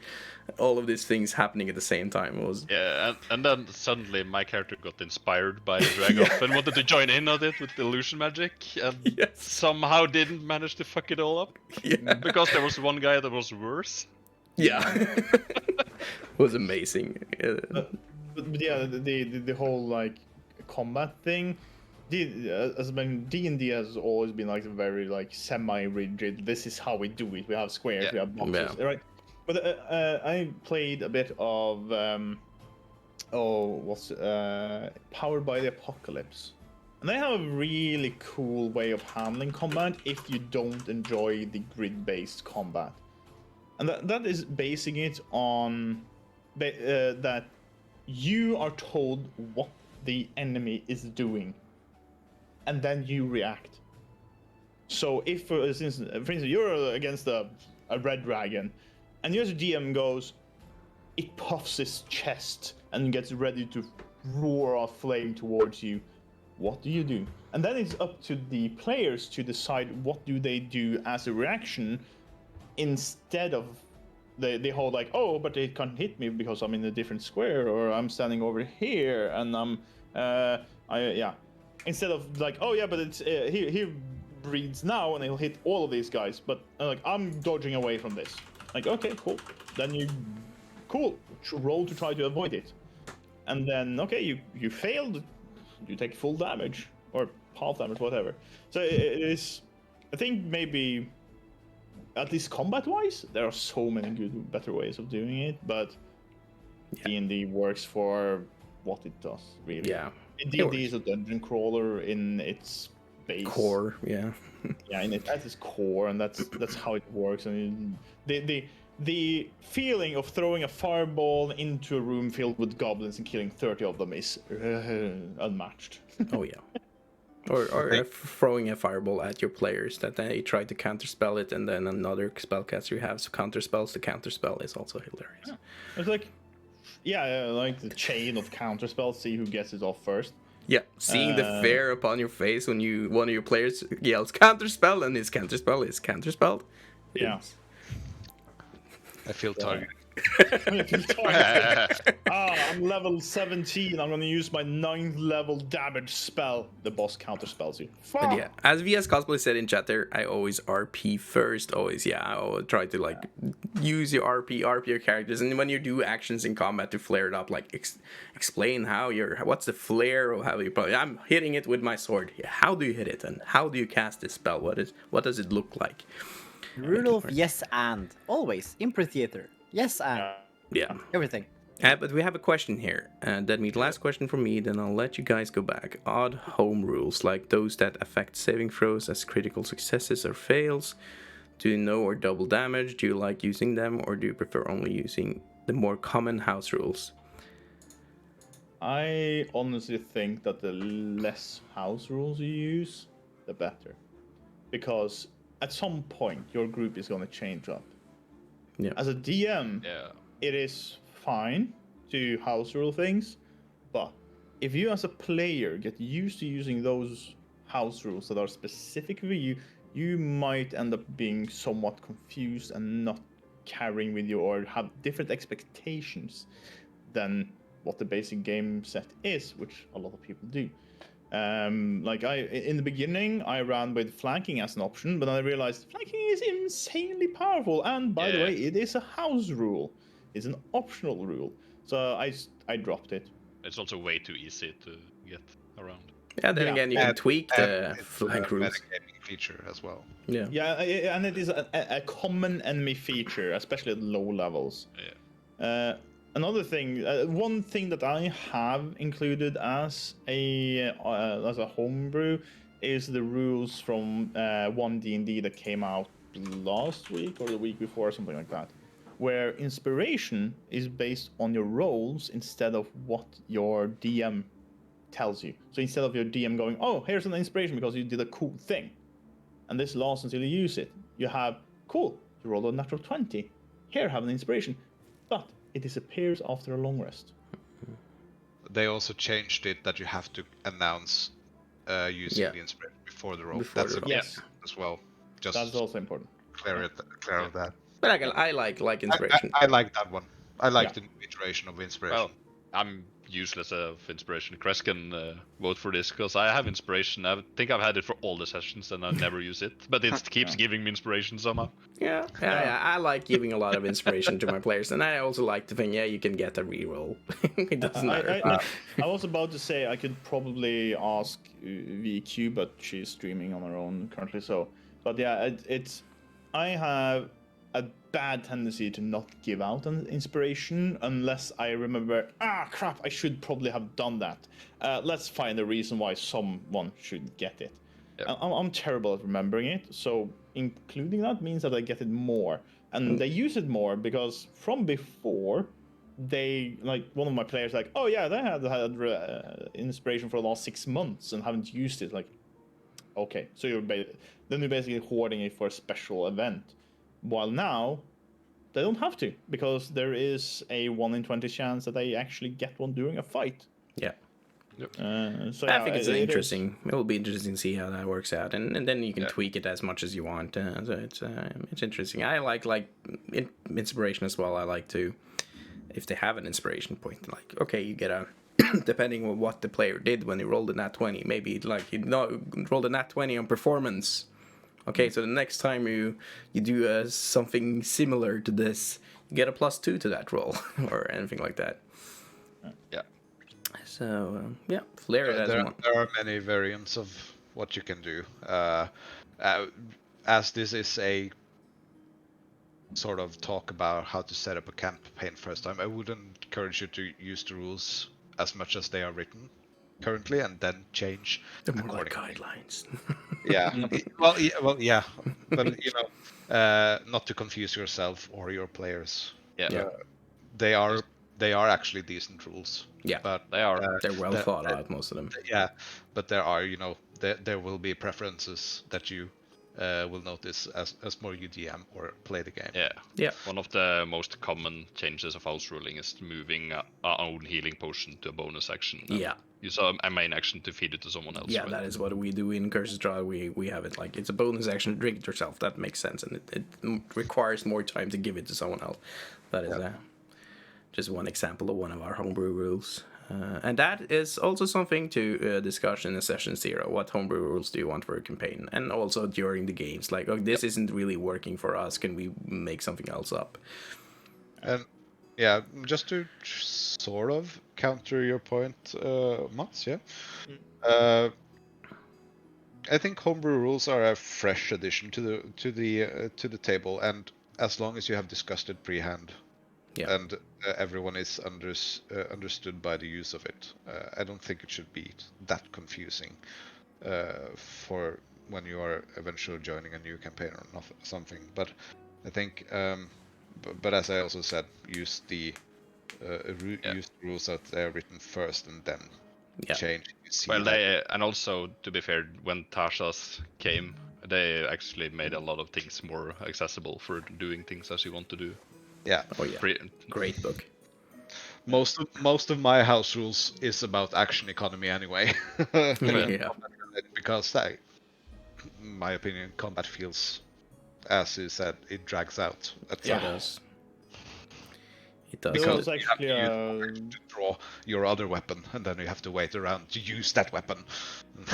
Fuck it, you can draw. You can do that as part of your action. Yeah, you can draw one weapon as part of an action. Yeah. By the rules. But yeah, it is. It's all about fun, right? Yeah.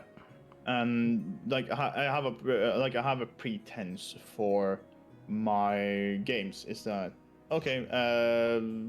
Usually, when it comes to like AC etc., I always rule in the player's favor.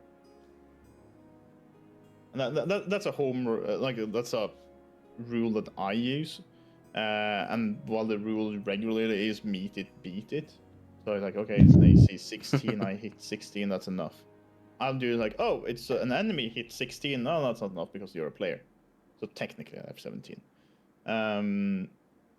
So I do like small house rules, but I try to avoid things like, I do know a lot of people play Gestalt, which is is a special way of creating your characters, right? And that is a heavy home rule. That's a heavy rule to change up how you make your characters. And I've met several people where like, oh no, we play. Okay, cool. What do you play? No, I play a fighter for Warlock 4. I'm like, wow, you're level 8. That's weird. Weird combination, right? Like, no, we're level 4. Like, that's not how that usually works. And that's hates a big Warlock, one so because then there it is. I have met people that have then a slightly distorted view of how easy things are in D&D, or like, oh yeah, the D&D isn't dangerous at all, and that's just down to special rules and stuff. Yeah. So it is the scope of how much home brewing or home rules you use as well. And as I said, like, flanking is an optional rule that is actually mentioned in the main book. Yeah. Yeah. True. For instance. Yeah. But then again, it's like, doesn't really matter as long as the people you play with are having fun. Yeah. I mean, if someone wants to be more rules focused, sure. If someone wants to play it like they all get to level 7 level, why not? Yeah. I mean, it doesn't really matter, right? We're just here to hang out and enjoy the story anyways. Yeah. As long, I think the rules are there to even out the power, kind of, to even out the players. Because when people are metagaming so hard and going in to try to break the game, like we talked about earlier, I always stop them anyways. I know, like, according to the rule, you can do this 100 things, these 6 seconds, but I want to have, like, a somewhat even power level. So don't people sitting there feeling like, okay, I am able to do 6 damage. I was satisfied, but so boring that the other person get to do 80 damage every time. Yeah. That too is a step of, I think, with session 0 is how, like, power level or min-maxing. I'm a big fan of rolling stats. Yeah. And having, like, roll 4, keep 3, and then you need to have 2 of 15 or higher, right? And that's because that it somewhat equals out and lessens the min-max reasons. Yeah. Can't you explain to everyone what min-maxing is, Mats? Min-maxing is the idea that you decide what your character is going to be best at. You're going to be focused on that so hard that you're terrible at everything else, but at that thing, you're the best. Examples is like, oh yeah, I'm taking a sorcerer or a paladin and a warlock because they synergizes extremely well, and I just pick the specific levels that I need to get as much power as possible out of this. And then, like, oh yeah, but if I pick a warlock, I can do close combat with charisma. And then instead of having to have strength, charisma, and wisdom, and constitution, which is 3 stats, I can go with charisma and dexterity or something. So you basically you optimize a build to the point that you're the strongest, more or less. And that usually means you take several different levels from several different classes, and you have, like, a specific race for a specific stat line, and it makes, yeah, it's like, oh yeah, no, this class is much stronger than this class, so now we just swap out that later on. It's basically, it makes I'm not going to say that it makes it competitive, but it brings a competitive mindset to building your character, similar to, like, miniature games. You have a competitive mindset to building a game, like a list of miniatures or an army. You're trying to get the absolute max out of everything you do. But that comes. I can't really speak about the subject because I haven't experienced, like, players that are trying to achieve that kind of power, like and I wouldn't really let that player be at my table. I think, in my opinion, it's been less prevalent in 5th edition. It's toned down a lot. You have some few builds that are like, yeah, this is the strongest period, right? Like you have Warlock Paladin, for example. Yeah, which Warlock Paladin is like the Hexlocks. baseline. Yeah, the things like that. Yeah, or the unlimited spell slot. Yeah, the Warlock. coffee lock Yeah. thingy. Yeah, Yeah. right. The coffee lock. And Is so it it's a lot less prevalent in 5th edition. Yeah, it was a big but problem in 3.5. 3.5 was terrible at it, and 1st edition Pathfinder got terrible at it later on as well.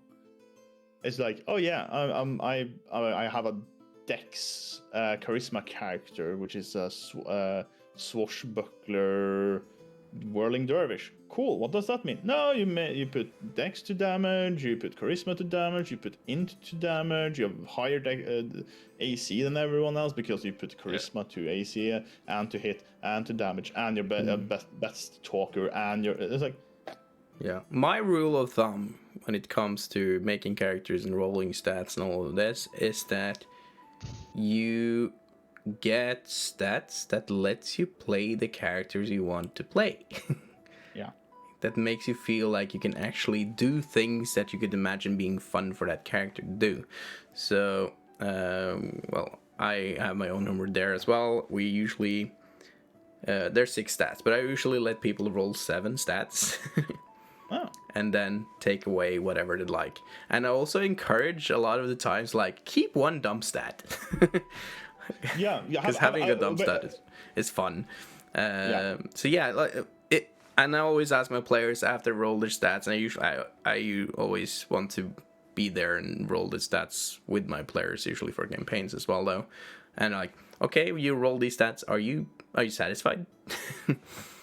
Or you can just do an entire reroll. So yeah, I'm not too like nitpicky about those, but I do really enjoy like rolling stats. It's a dice game. I love rolling as much as possible.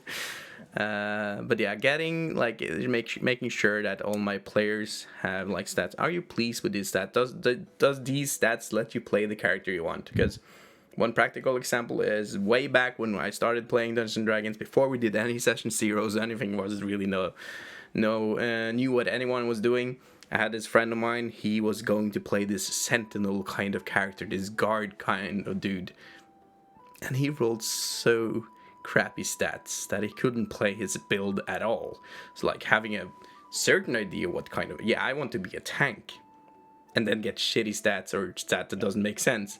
You should have stats that allow you to play your role in the party, but not as like a mid-max kind of level. And that's why I ended up with, okay, you roll 6 times, and then 2 of them have to be 15 or higher. That's a good one. Because then at least you have 2 stats that are useful. Yeah.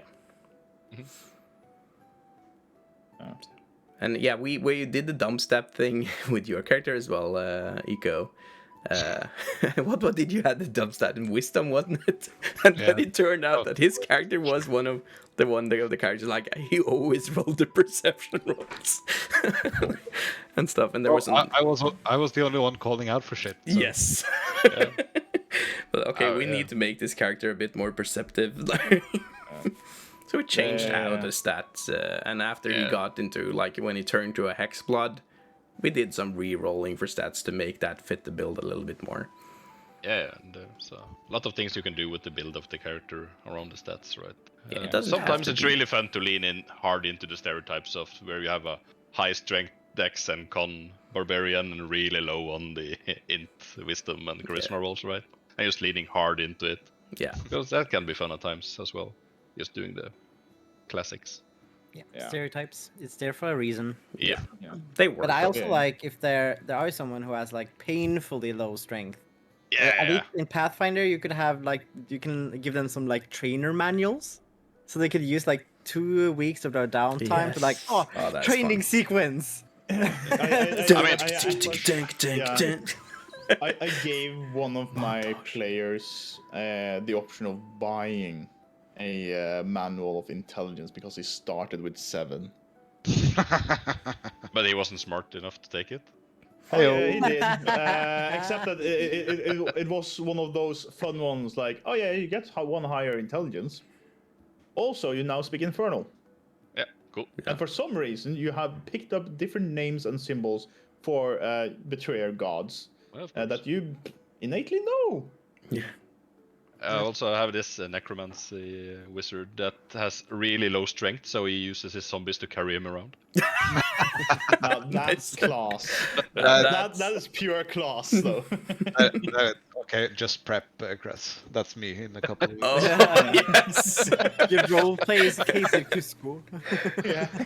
A Yeah. palantir of the undead.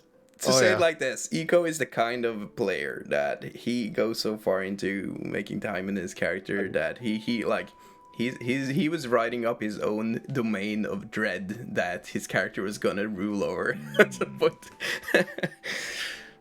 Yeah, Domains of Dread is a cool thing.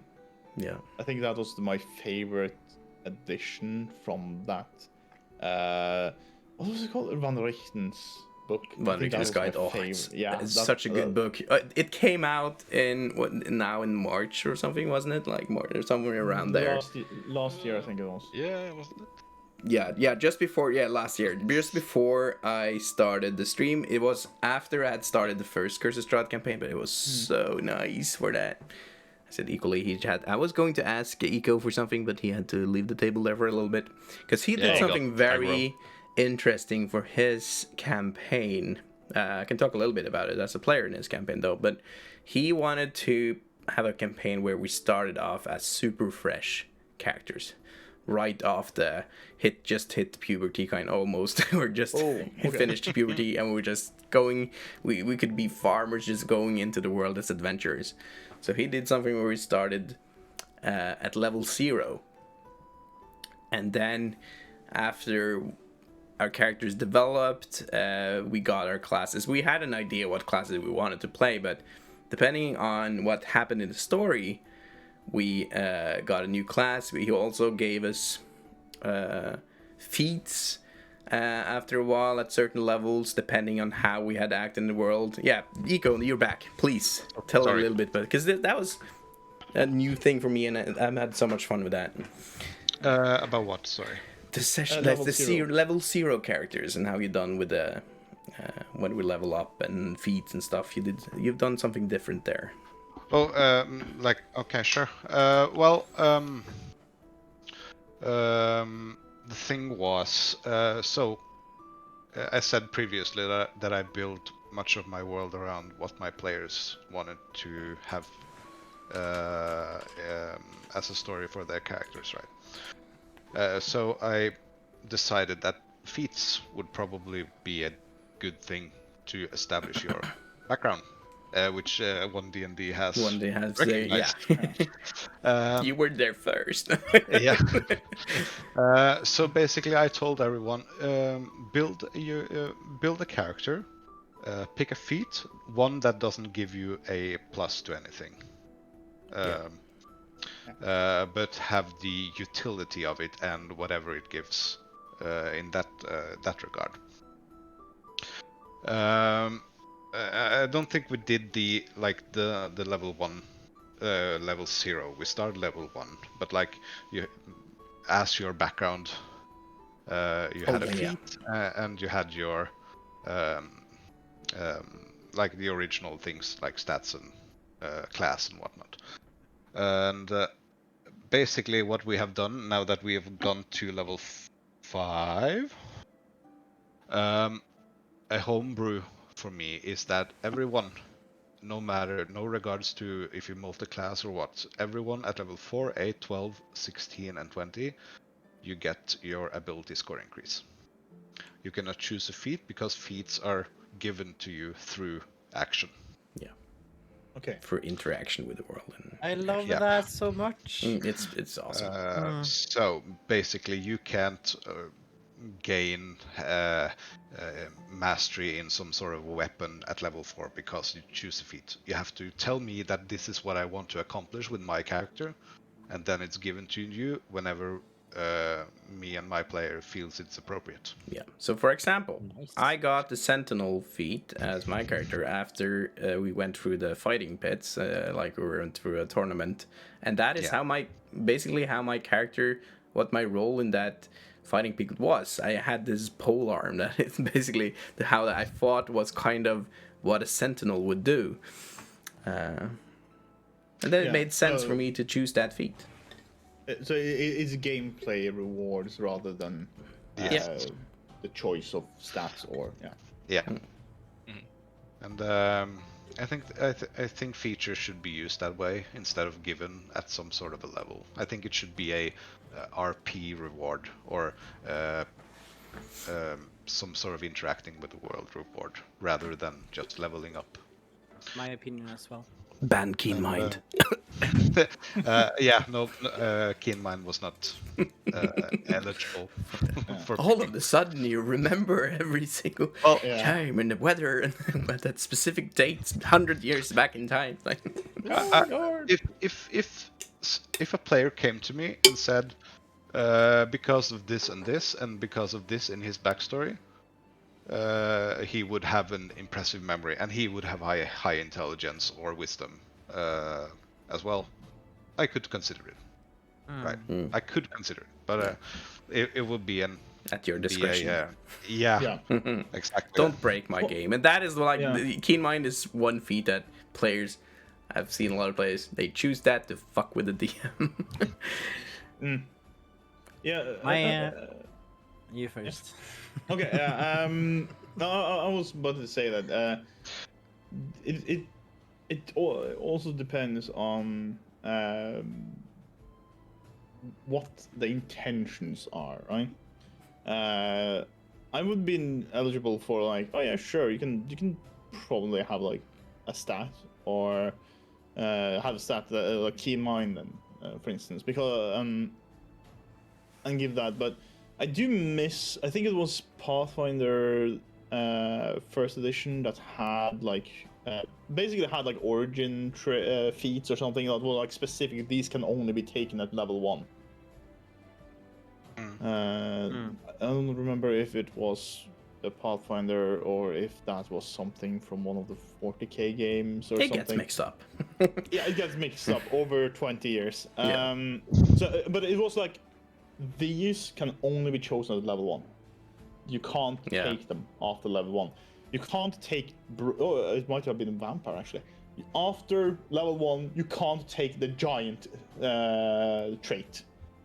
Like, because you suddenly... Oh, I grew to 7 feet tall here. It doesn't make sense. I mean, some giants came late into puberty. Hello? And then it's like using downtime... downtime... A lot of people forget like about downtime activities, and one example from my homebrew campaign is it turned out to be quite a seafaring campaign, and the players, they bought themselves a ship and everything, and it turned out only one of the characters knew how to swim. Oh yeah. And it was, oh shit, this is gonna be a big problem. And then like the downtime activity became like, okay, how do you learn the skill? No, the player that knows how to swim teaches the other players how to swim. And spend time with it. And then it was very fun because it became a relationship kind of thing between characters, that the one became the master and one became the apprentice kind of thing. I will teach you how to swim, little one. And one of the characters, he failed so miserably at it that he's now he's got trauma for water, a phobia for water. Because he almost drowned. He got like 3 nat ones or something and trying to learn it. Yeah. Like speeding up water. My favorite thing to do is before they start in session 0, I say to my players that they can have a heirloom, which is a very powerful item, but they have to back it up with role playing. Yeah. And say like, this is this and that for my... To force people to think into the backstory of their character and also feel like they have like a niche, have like a cool thing. Yeah, and also develops over time and makes a big part of their story. I generally do a backstory reward that is an uncommon magic item. If it's something like, oh yeah, I want a bag of holding, it's fine. But if it's like, oh yeah, I want a magic sword, it's like, okay, sure, but why do you start with a magic sword? Is that an heirloom? Is this something like you found off the streets? Or, especially if it's like unique items, like, yeah, this breastplate was handed down to me through generation, is made from dragon skin or whatever, right? If it's something specific outside of this, I want Google Soft Knight because I can't. I'm a human. I don't have dark vision. Yeah, that's one thing, right?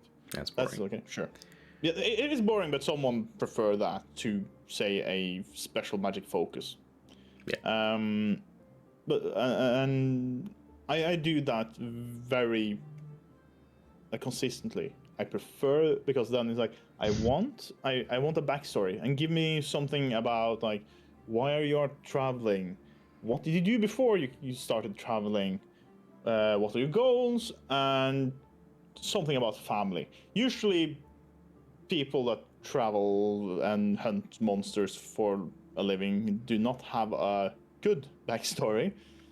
It's like, oh yes, I have a wife and 3 kids at home. Yeah. Why would you go out risking because he hates his wife and 3 kids. That's yeah. It's because they have a wife he and has 3 kids. something called a midlife crisis.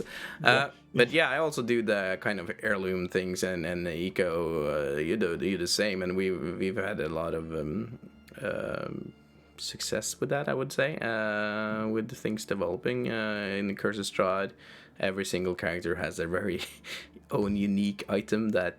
Yeah, it's one of the things that lets Miles cheat that somehow. Yeah. He has this ring. Miles has this special kind of ring that is also kind of broken, that he doesn't really know what does, but it turns out it teleports him to a certain location. He doesn't know where he goes, but it ended up saving his life. It was like he was a fucking house was collapsing on his head, and he was, oh shit, and he was down, but then he had 2 failed death saves. And then he rolled a nat 20, got back to 1 HP just before the house collapsed, and then, oh shit, I have the ring! And he then activated it, and he was teleported out there. Took a chance on it.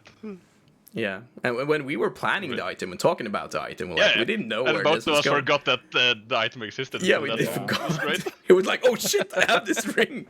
And it was like, it was a perfect storytelling moment. It made so much sense. Right.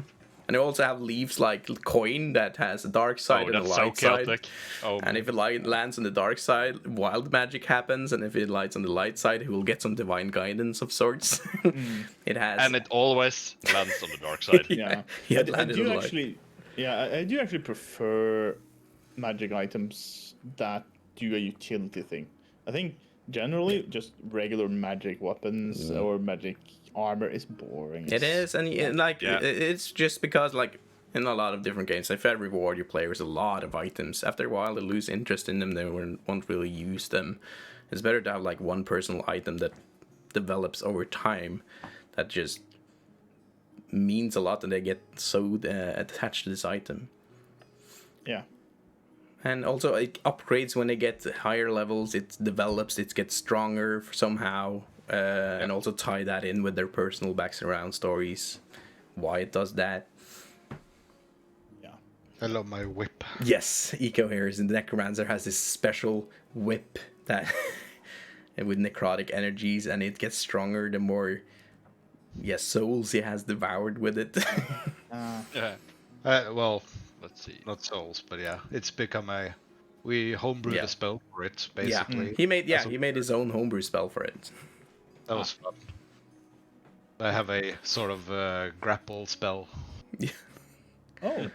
Because like the whip extends with necrotic energy and wraps around the target. If it and it's a flagellation whip. It's a self-harm that the whip thing. Oh yeah, flagellation. Yeah. My so he has like this ritual. Coagulation and like what? Yeah, he has this ritual he can do.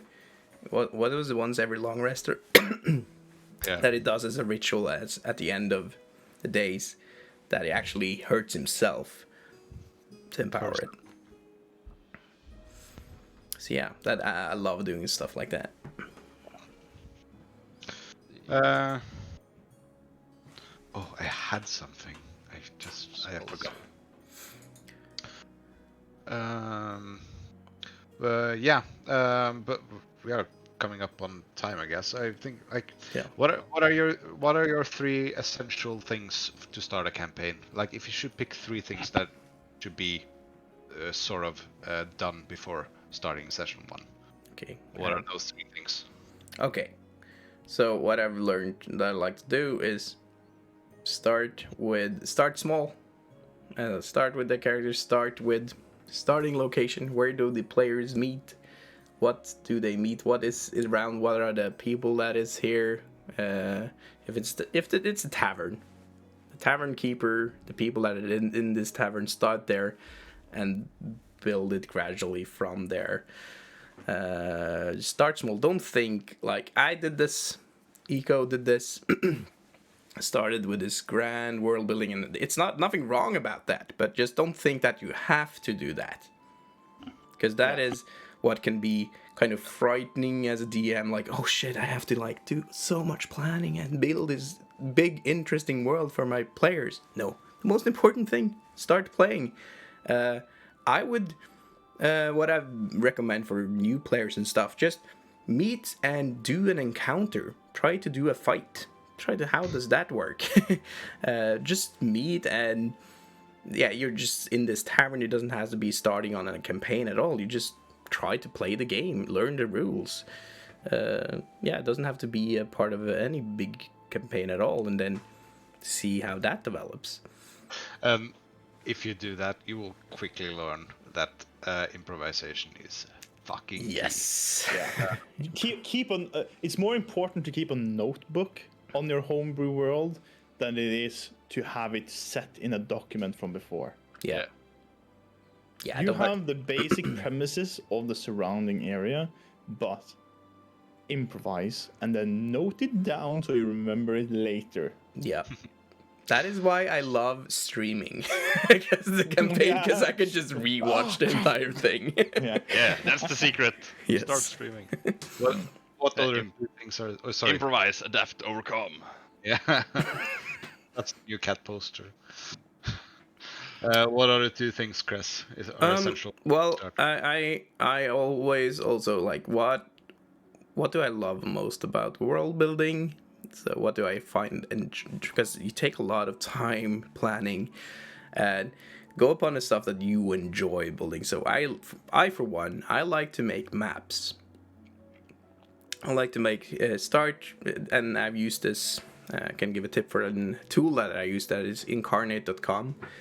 I think it's a great map building tool, pretty cheap as well if you want the pro, and you can also use a lot of it for free. But I like this. Okay, I'm trying to just build this landmass and build this sea, maybe a little town over there, and see this is interesting. What kind of culture would live in this place? That is how I like to build worlds personally. So I'm a map maker. I spend a lot of time making maps. And last, I think it's fun to see what every DM is thinking about when they're making a campaign. That's why I'm asking.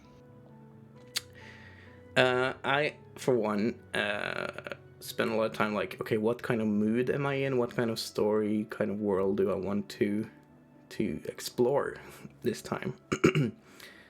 I think it's one of like the key things I always. What story do I want to, as we talked about previously, what world would I like to tell the story of? Fair. That's 3 good points. Mats, what about you? 3 essential things to start a campaign. Well, first off is have a premise ready. Before session 0, I usually have a discussion with the players about what do they want to play, what kind of game do they want to play. So, for instance, do I want to have, since I run several different systems, is like, do you want to have like a fantasy? Okay, you want fantasy. Okay, cool. What terms and themes do you want with it? So I have that prepared already, and then based on that, I have a premise ready. Yeah. I have not a pitch, because the pitch has come in before, but the session 0 is we're doing this system, we're doing these themes. and this is the premise I give you as your DM to start. And not plan too far ahead. Don't fully railroad this.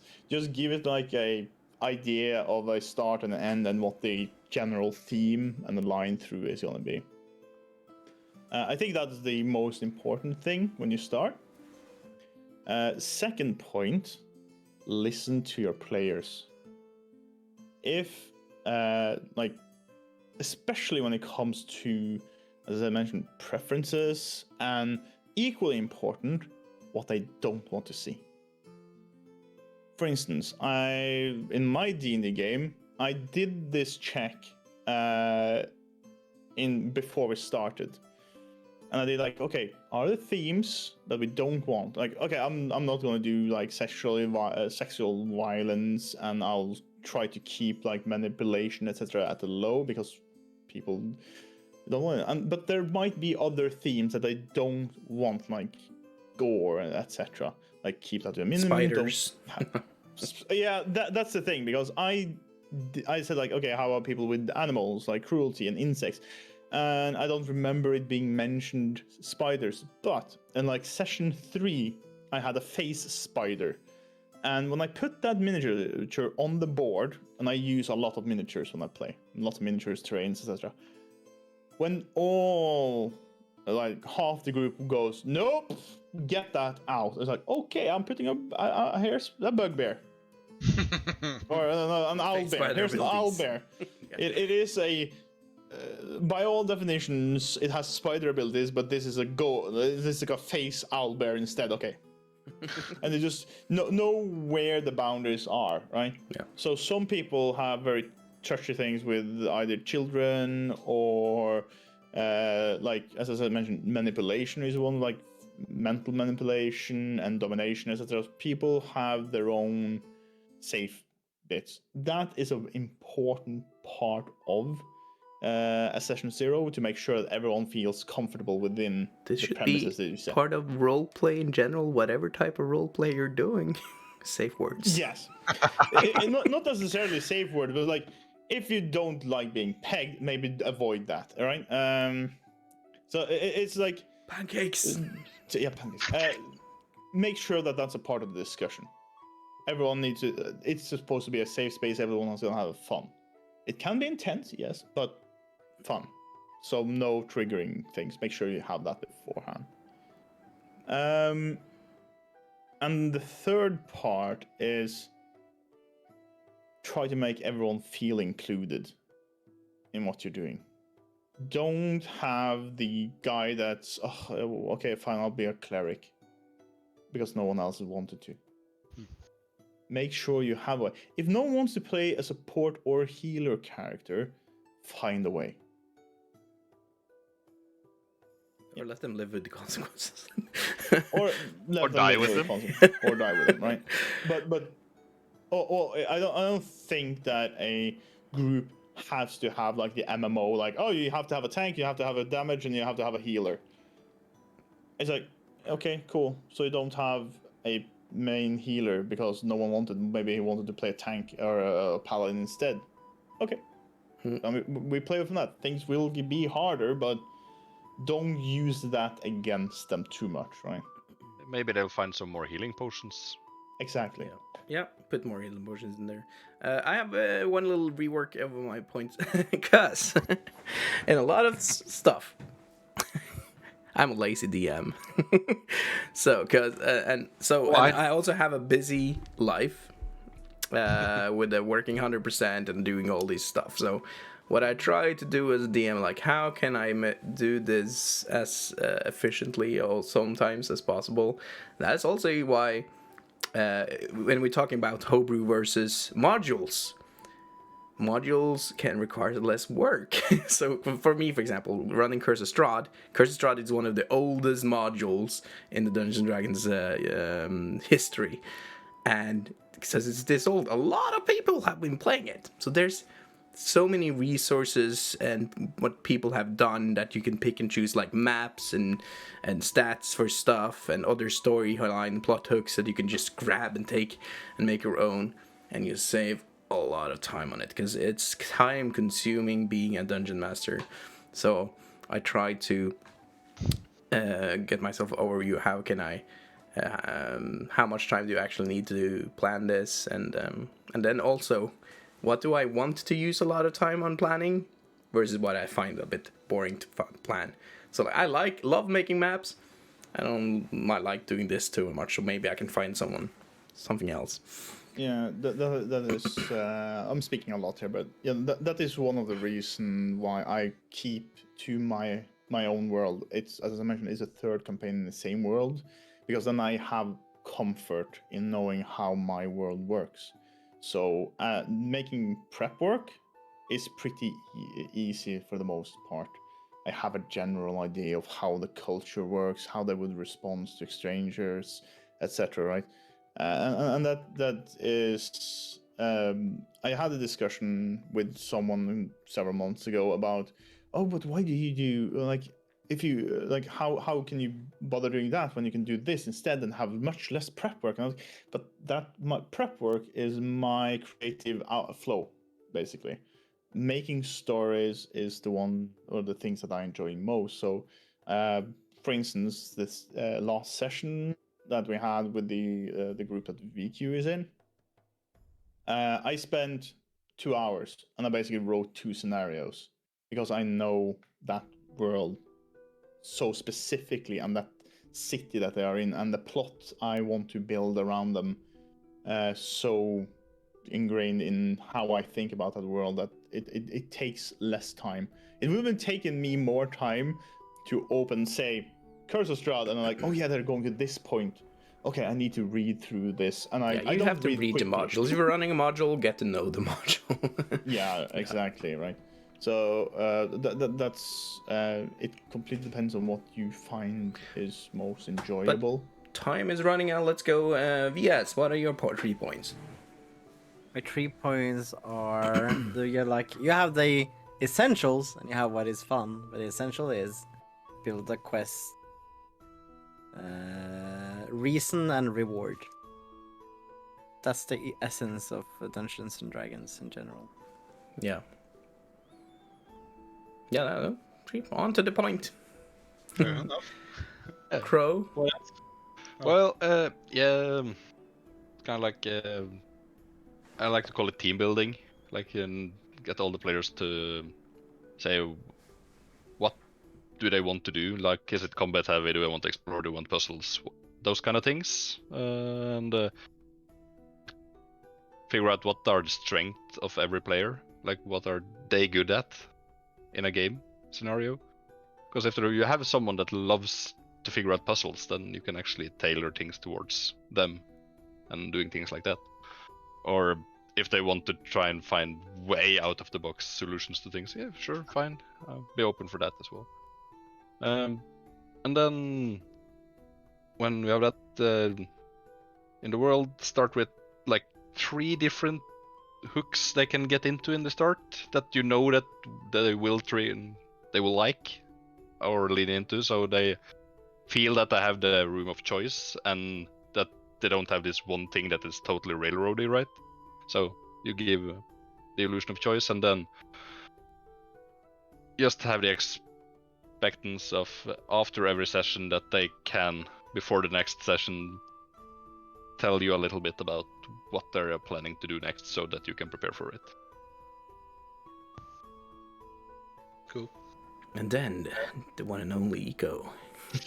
Alright, mine is gonna be a more meme one, but my first essential for running a campaign is making sure that I and my players watch at least one episode from Community called Advanced and Dragons. Oh yes. Yes. Isn't that the one that they pulled down from the web? Yeah. Because Yes. Yeah.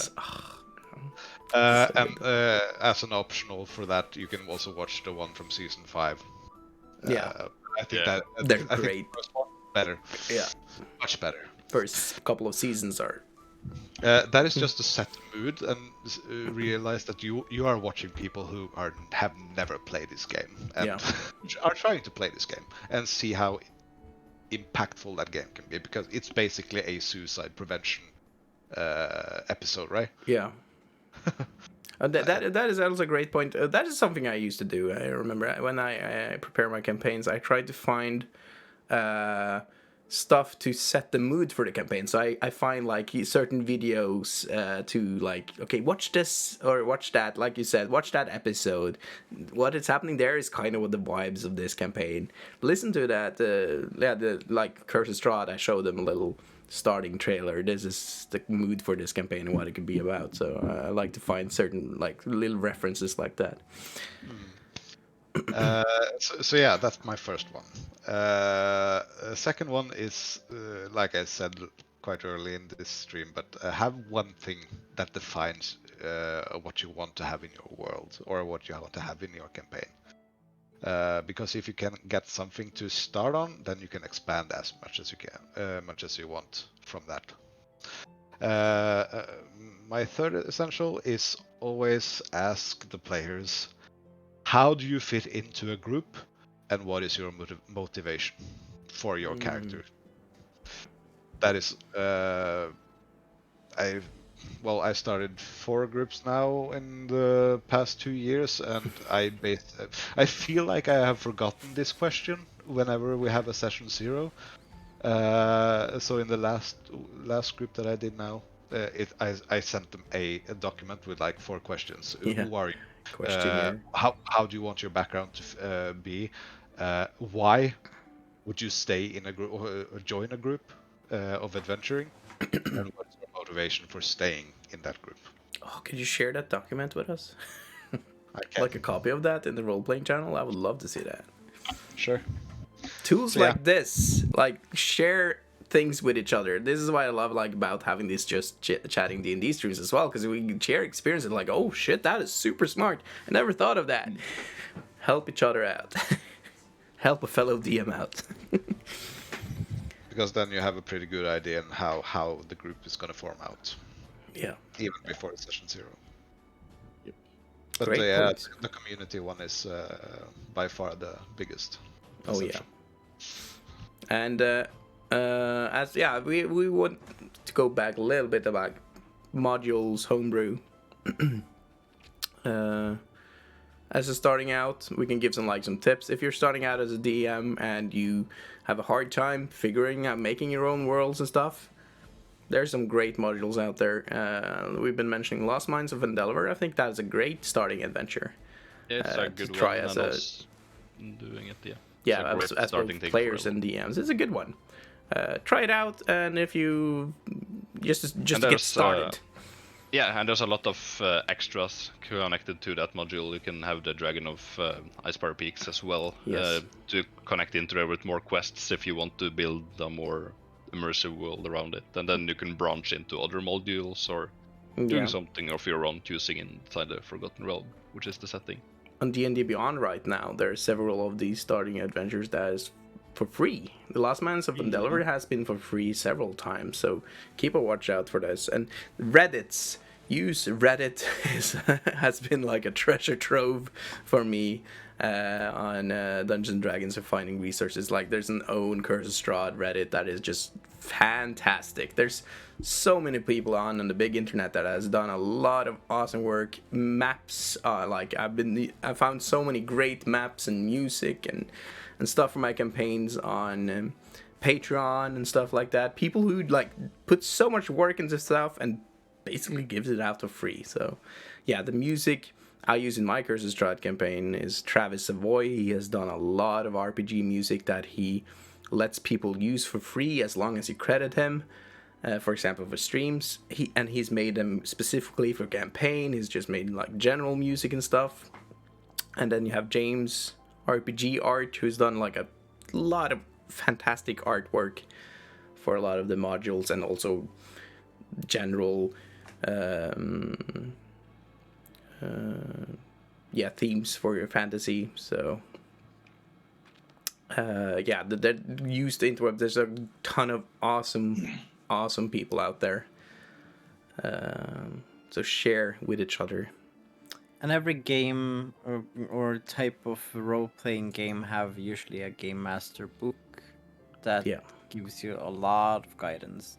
And to plug the first edition of Pathfinder, Yeah. there's a book called Ultimate Campaign that is everything from downtime to character creation, everything. This to me that's the best book in Pathfinder. Oh yes, we can do this as like a finishing favorite book, D&D or a role-playing book, like a little recommendation at the end here for everyone. That's like an actual RPG books are related. Yeah, or a book or I mean, a when you say resource. role playing, can we like go Kama Sutra? Heyo, is that's just for positions though? The role play you have to make up yourself. Is that a book that you're familiar with, though? Aren't you? I That's love the question. world building of Kama Sutra. Yeah, it's great. There's definitely some character building. creation is immersive. Story. There's definitely some building and I mean, Yeah. I think it has the most character immersive things and creation things I've ever seen. So Yeah. it's great. yeah. One of my in D&D, some of my favorite books has been Tasha's Scholar of Everything, Sanitar's. Has been real good. Source books for making your own homebrews. Me and VScosplay found a book in London that was. Do you have it nearby? I have it nearby as well. But that we found for super cheap. That is basically just a source book about NPCs. Getting some ideas for that. Leaf, or Lebone as we call him, he shared in the role-playing channel, he shared some links to, as I said, he's also Lazy DM, and he shared a link for a source book for Lazy DMs. Yeah, that was a great one.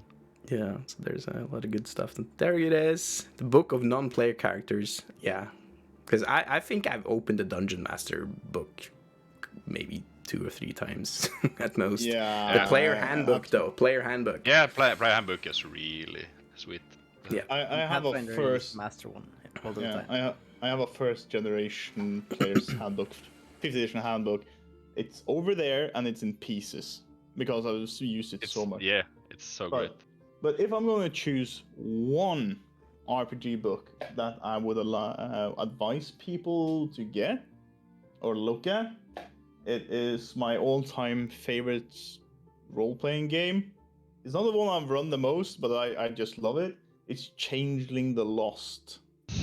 It's from Onyx. I think it's called Onyx Past now. White Wolf before. It's from New World of Darkness, which is a D10 system, and it's all about being people that have been kidnapped by Fae and then escaped. And how has that affected you as a person when you try to reintegrate yourself into human society? Ooh. Nice. Yeah, share all of these stuff that the recommendations in the role-playing channel in the Discord, please, guys. I would also toss the monster manual into the ring because that's yeah. a lot of cool things in there to use. And then that you can really transition into everything that you want to do. Yeah. Yeah, we go. I would recommend the Dungeon Meister, a drinks master's guide. Oh Nice. Wait, when are we having one of these nights, Ego? Drunks and daddies. Wait, what? What? One of the better source books. Yeah. It gives you so much inspiration. Yeah. Okay. Well, we are at our end here. It's been a great chat, guys. It's been so much fun having you guys here, and yeah, I'm really enjoying these streams. So we'll definitely do more of those. I hope it's been a fruitful chat for everyone involved, both of you as guests and in chat. That you've gotten some new ideas, some inspiration, and that you feel a little bit less stressed out if you're thinking of starting as a DM, or if you are a DM, that we have come with some helpful tips or advice or experiences. Why Watch community. Watch community. Yes. Listen to Dungeons and Daddies. And my campaign on YouTube. Yeah. Thanks for having me on. Thanks, Yeah. everyone. Yeah. Thanks. And It I was have a great fun. suggestion for someone we can raid. I've been looking at that a little bit in the background here, and that meat, you did not derail at all. You came with some great questions. These types of streams is where we can be more engaging with chat, and I really appreciate the contributions. So do not feel like that. This is what That these streams means are for. you're giving us content. Ugh. Giving us content, engagement in chat. As a content creator, disgusting. Yes.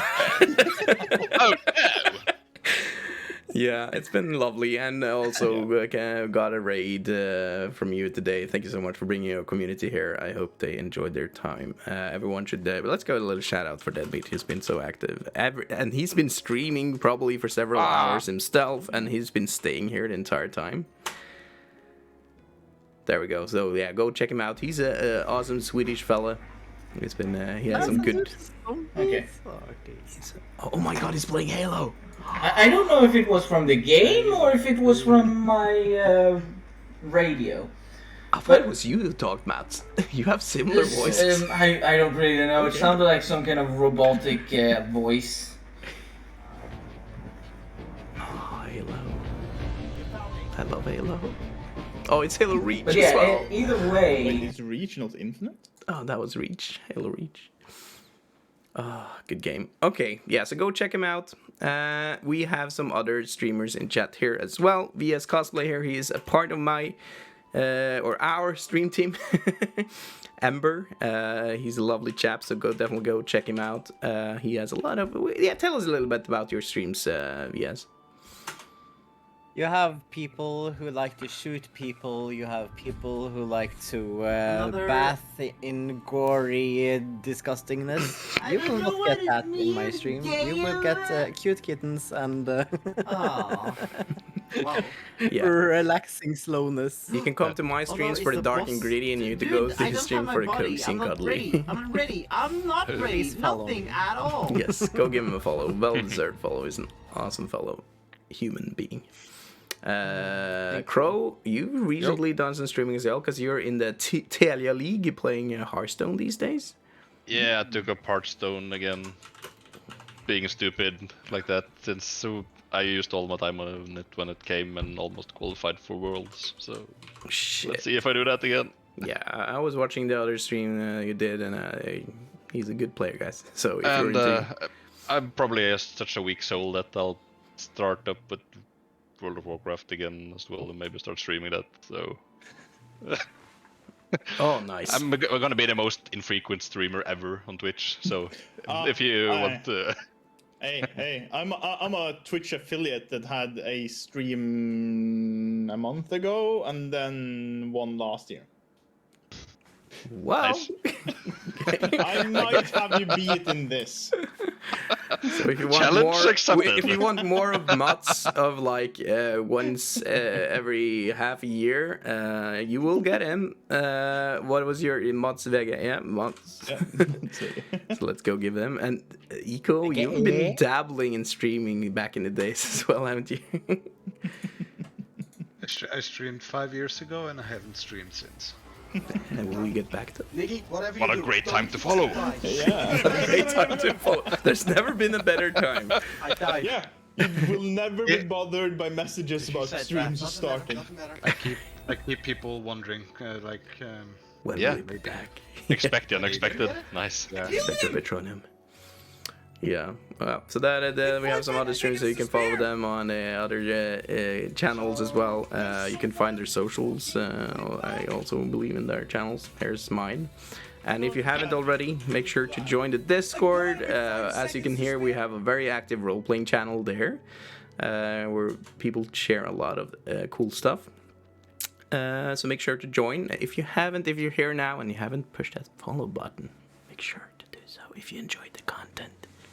It's almost the weekend. Thank you so much, Mats, VScosplay, Ekolie, and Crow for joining me today. It's been a lot of fun. Hope to see you guys again soon. Now let's go into the end there. Is it Tuesday yet? Is it Tuesday yet? Yeah, there will be a Curse of Strahd stream next week, hopefully. The Curse of D&D. Yeah. See you guys. Bye. Oh no, it's not working. My stream deck is not working. I have to